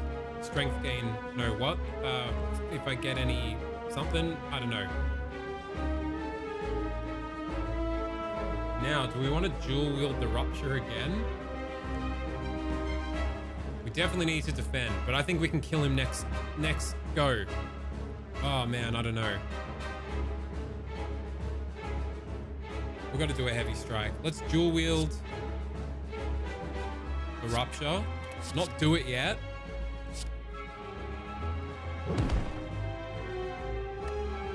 Tank this. And then we got to kill now. I think we can do it. We don't even need to kill now, but we just need to do a lot of damage. We need to make the prick vulnerable. Can we do that? Not allowed? Doesn't matter, but he's dead. On a wing and a prayer. Holy shit! Limit break? Is that overkill? Reaper. Actually, now we want Reaper, I think. We don't need more strength. We've got like a good amount of strength popping off. We've proven that. We want a way to heal because we're fucking riding in the danger zone constantly. I think it's Reaper. Ah, shit. See? Fiendfire with Juggernaut with that other one that's like every time you exhaust a card game block. That's the Holy Trinity right there. Had I have taken Juggernaut, I would have then taken every time you exhaust a card game block. Then I could have taken Fiendfire. It would have been popping, but I think Reaper is totally the play here. We'll be healing our tits off. Never Runic Dome. I don't know how... Whenever you lose HP, draw a card. That's really good. No? Because I'm losing HP every turn from my shit as well. And I'll just be drawing all the shit I need. I think it's got to be Runic Cube. I could also remove 2 strikes. That helps us draw to the better shit quicker. Could also... I could remove both... Could remove both curses. Is removing both curses better than drawing a card for every HP loss? I think removing both curses is better. It helps the draw anyway. It fucks off dead draws. We always have a dead draw on turn 1. At free to remove 2 curses goes pretty hard, especially when we're going to be adding more. I'm going to do it. It feels like the right thing. I think that's huge. Yes, more card draw is good, but that helps consistency of draw. Normally, Birdcage feels like a shit choice, but I think that was like, oh shit, the old Time Eater, huh? Now, we still have to get a key piece from a treasure chest and from a Plempican fireplace. Now I think I want to be going for an early shop, a late shop.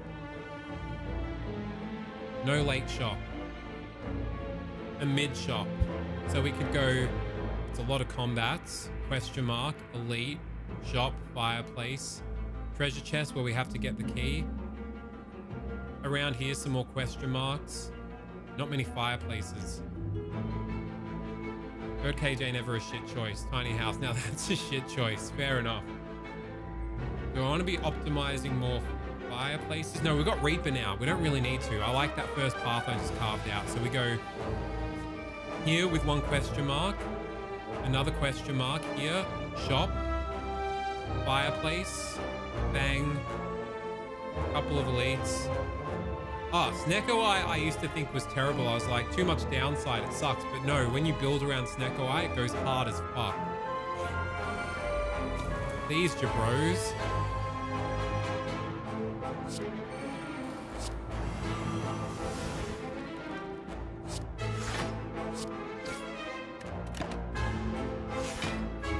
That's him, Officer the Gambling Addict.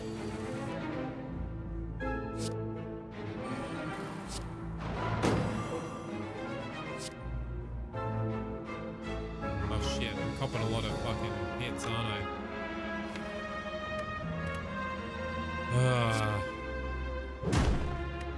We're good. We'll get it all back with Reaper. Reaper, we can play with our health as a resource a bit more, right? We've already popped a Rupture. Let's disarm this jabroni. I think the back one's the only one that multi-attacks.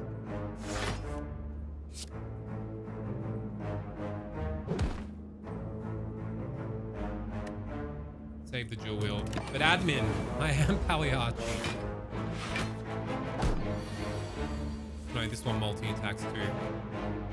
Now, Reaper's not great yet, so let's sleep on it for a sec, but we could get a couple more Reapers in. No, we don't. Okay.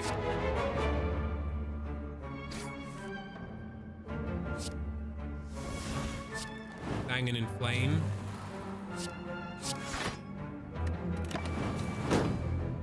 Alright. We'll be able to full heal in 1 sec. We just gotta stall and fucking...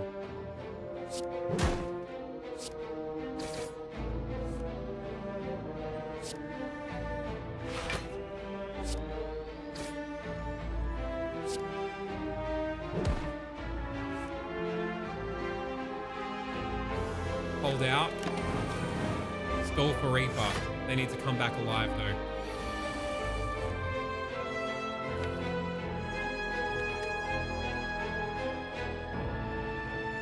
Yeah, we're stalling for Reaper. Absolutely. We've got to think about stall strats now.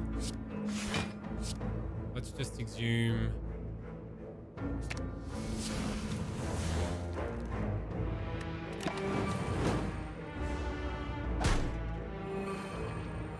They won't block. Yeah, they won't. All right, where the fuck is... You're the one with the most health? No, wait, we'll shrug it off first. Come on, you bastard. Now we guarantee it.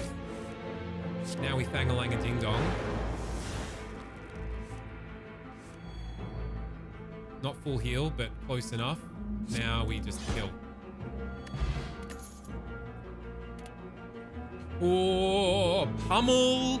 Pummel with the strength we're getting. That's a big damage dealer for 1 mana. Right? Headbutt plus, pummel plus. Come on. I just feel like, yeah, it makes sense. We don't want to be adding too many more cards though. Like, we want to be able to consistently draw our Apotheosis, our fucking Rupture into Combust, or other way around. Make sure that we always have the fucking dual wield for them. I don't want to be adding too many more cards, but Pummel seems like it's free damage. Pummel and Exhume, yeah, I mean, once we get like fucking 10 strength, that's like a 50 damage 1 mana card. But I would be not taking many more cards now. Fight for a rare relic, we can take these cunts. I hope. Oh, you loved, oh my god, the dream start. Bangarang Rufio, Bangarang Rufio, Bangarang Rufio. Free a little heal and we can exhume it later. Just to pseudo block right now.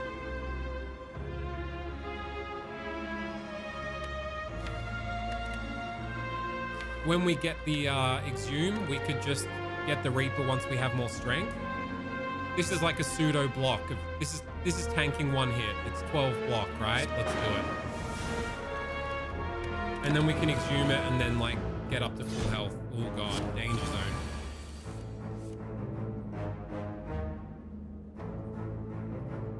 No blocks, love to see it.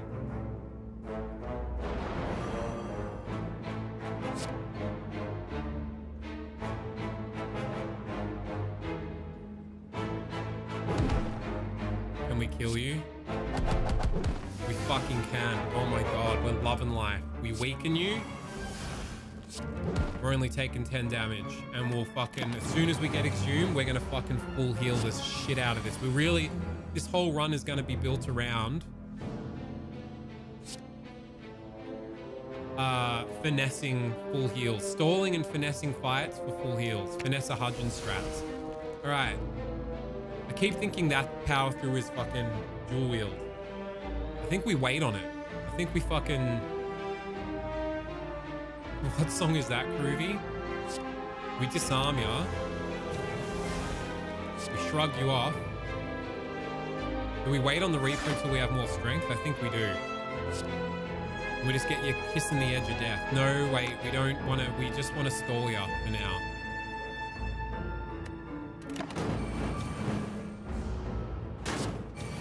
we want to do a big fucking heal?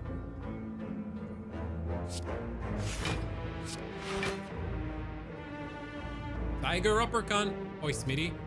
We just keep stalling. It's a lot of cards to get through. I think it's worth it.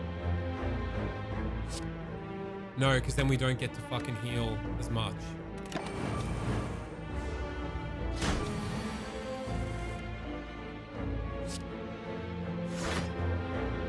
We have to go in, don't we? No, we don't have to go in. We keep losing. You know what, though? Combust fucks us because we keep losing. I just got to kill this fucker, don't I? I really fucked up.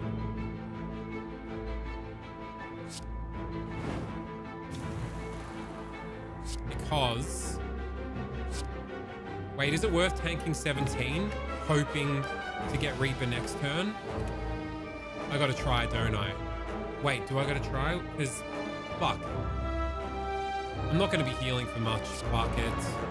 Don't. Alright. Oh, shit! Whenever you exhaust a card, deal 3 damage to all enemies. Fuck, I wish I had a card now that exhausted heaps of cards. You can't predict this shit, though. Like, Fiendfire would have gone hard. But I think Reaper was still the right choice. Another dual wield plus. I think it's worth it, so we can, like, get it lining up with the ones we wanted to, but we shouldn't be adding too many more fucking cards. This is already this is pushing it, but I'll take it.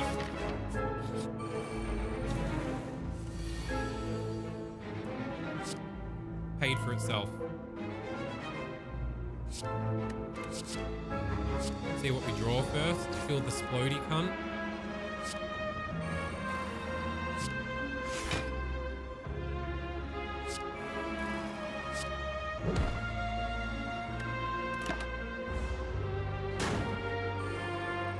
Popping some big fucking hits.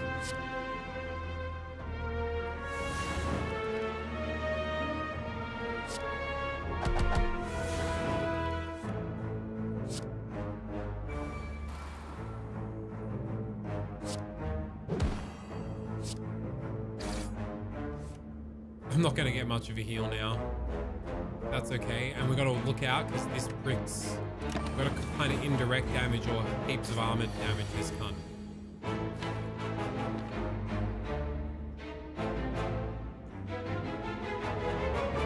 Fuck. We wait. Reaper waiting room, right?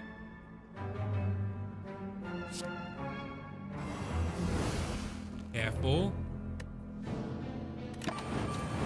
Yeah, fuck. Combust just like lose. Okay. Only 10?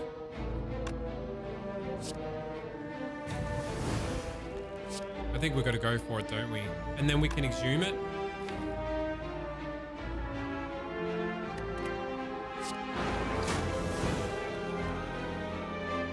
Oh, was that worth it? I'm really not fucking getting this right, am I? It's gonna die anyway.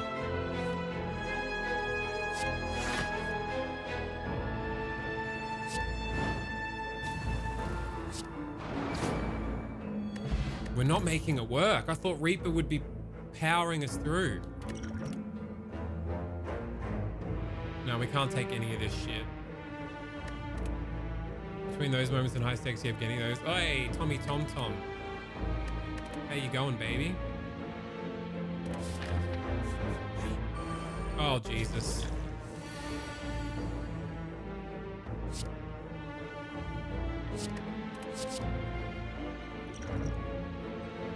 I'm doing it.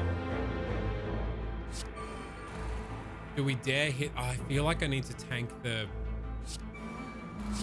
I feel like I need to tank the 16 because it could be a lot worse. And I'll only have one attack. Yeah, I gotta tank the 16. This could be the end of the run.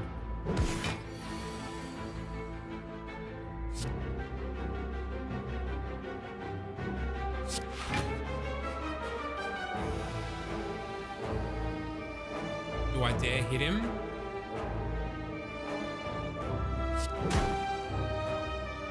Well, that just broke his block. But applying it perfect. Broke the block. Didn't change his attack. But he is going to... Is that the curse? Anyway, how's your sex life? I've been doing alright. What's so great? Tommy Tom Tom, share with the class. I think I'll leave it there.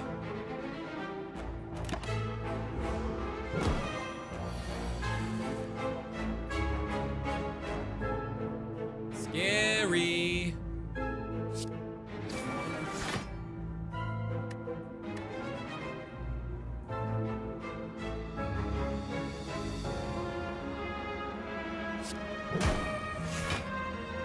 We don't want that.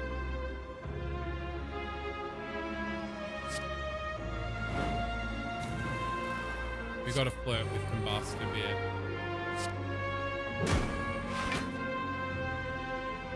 We're fucked.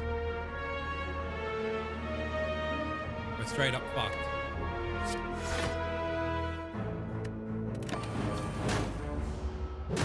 Good night. Ah, why couldn't I make the Reaper work better? I had so many opportunities to. I was fumbling it.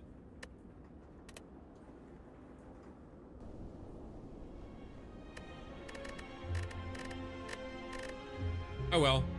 Wasn't meant to be. That's number Wang Ding died to a goddamn ball of spaghetti.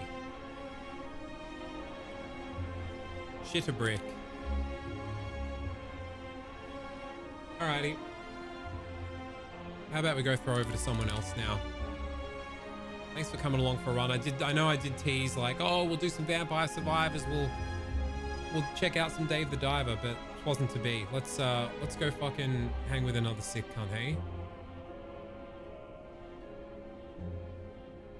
How about Lopes, the old Loper Roper Dope, playing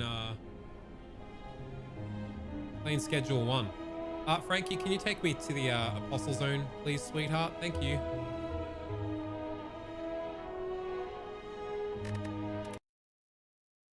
Thank you very much for hanging out. Good to see you, Tommy Tom Tom. Good to see all you other miscreants.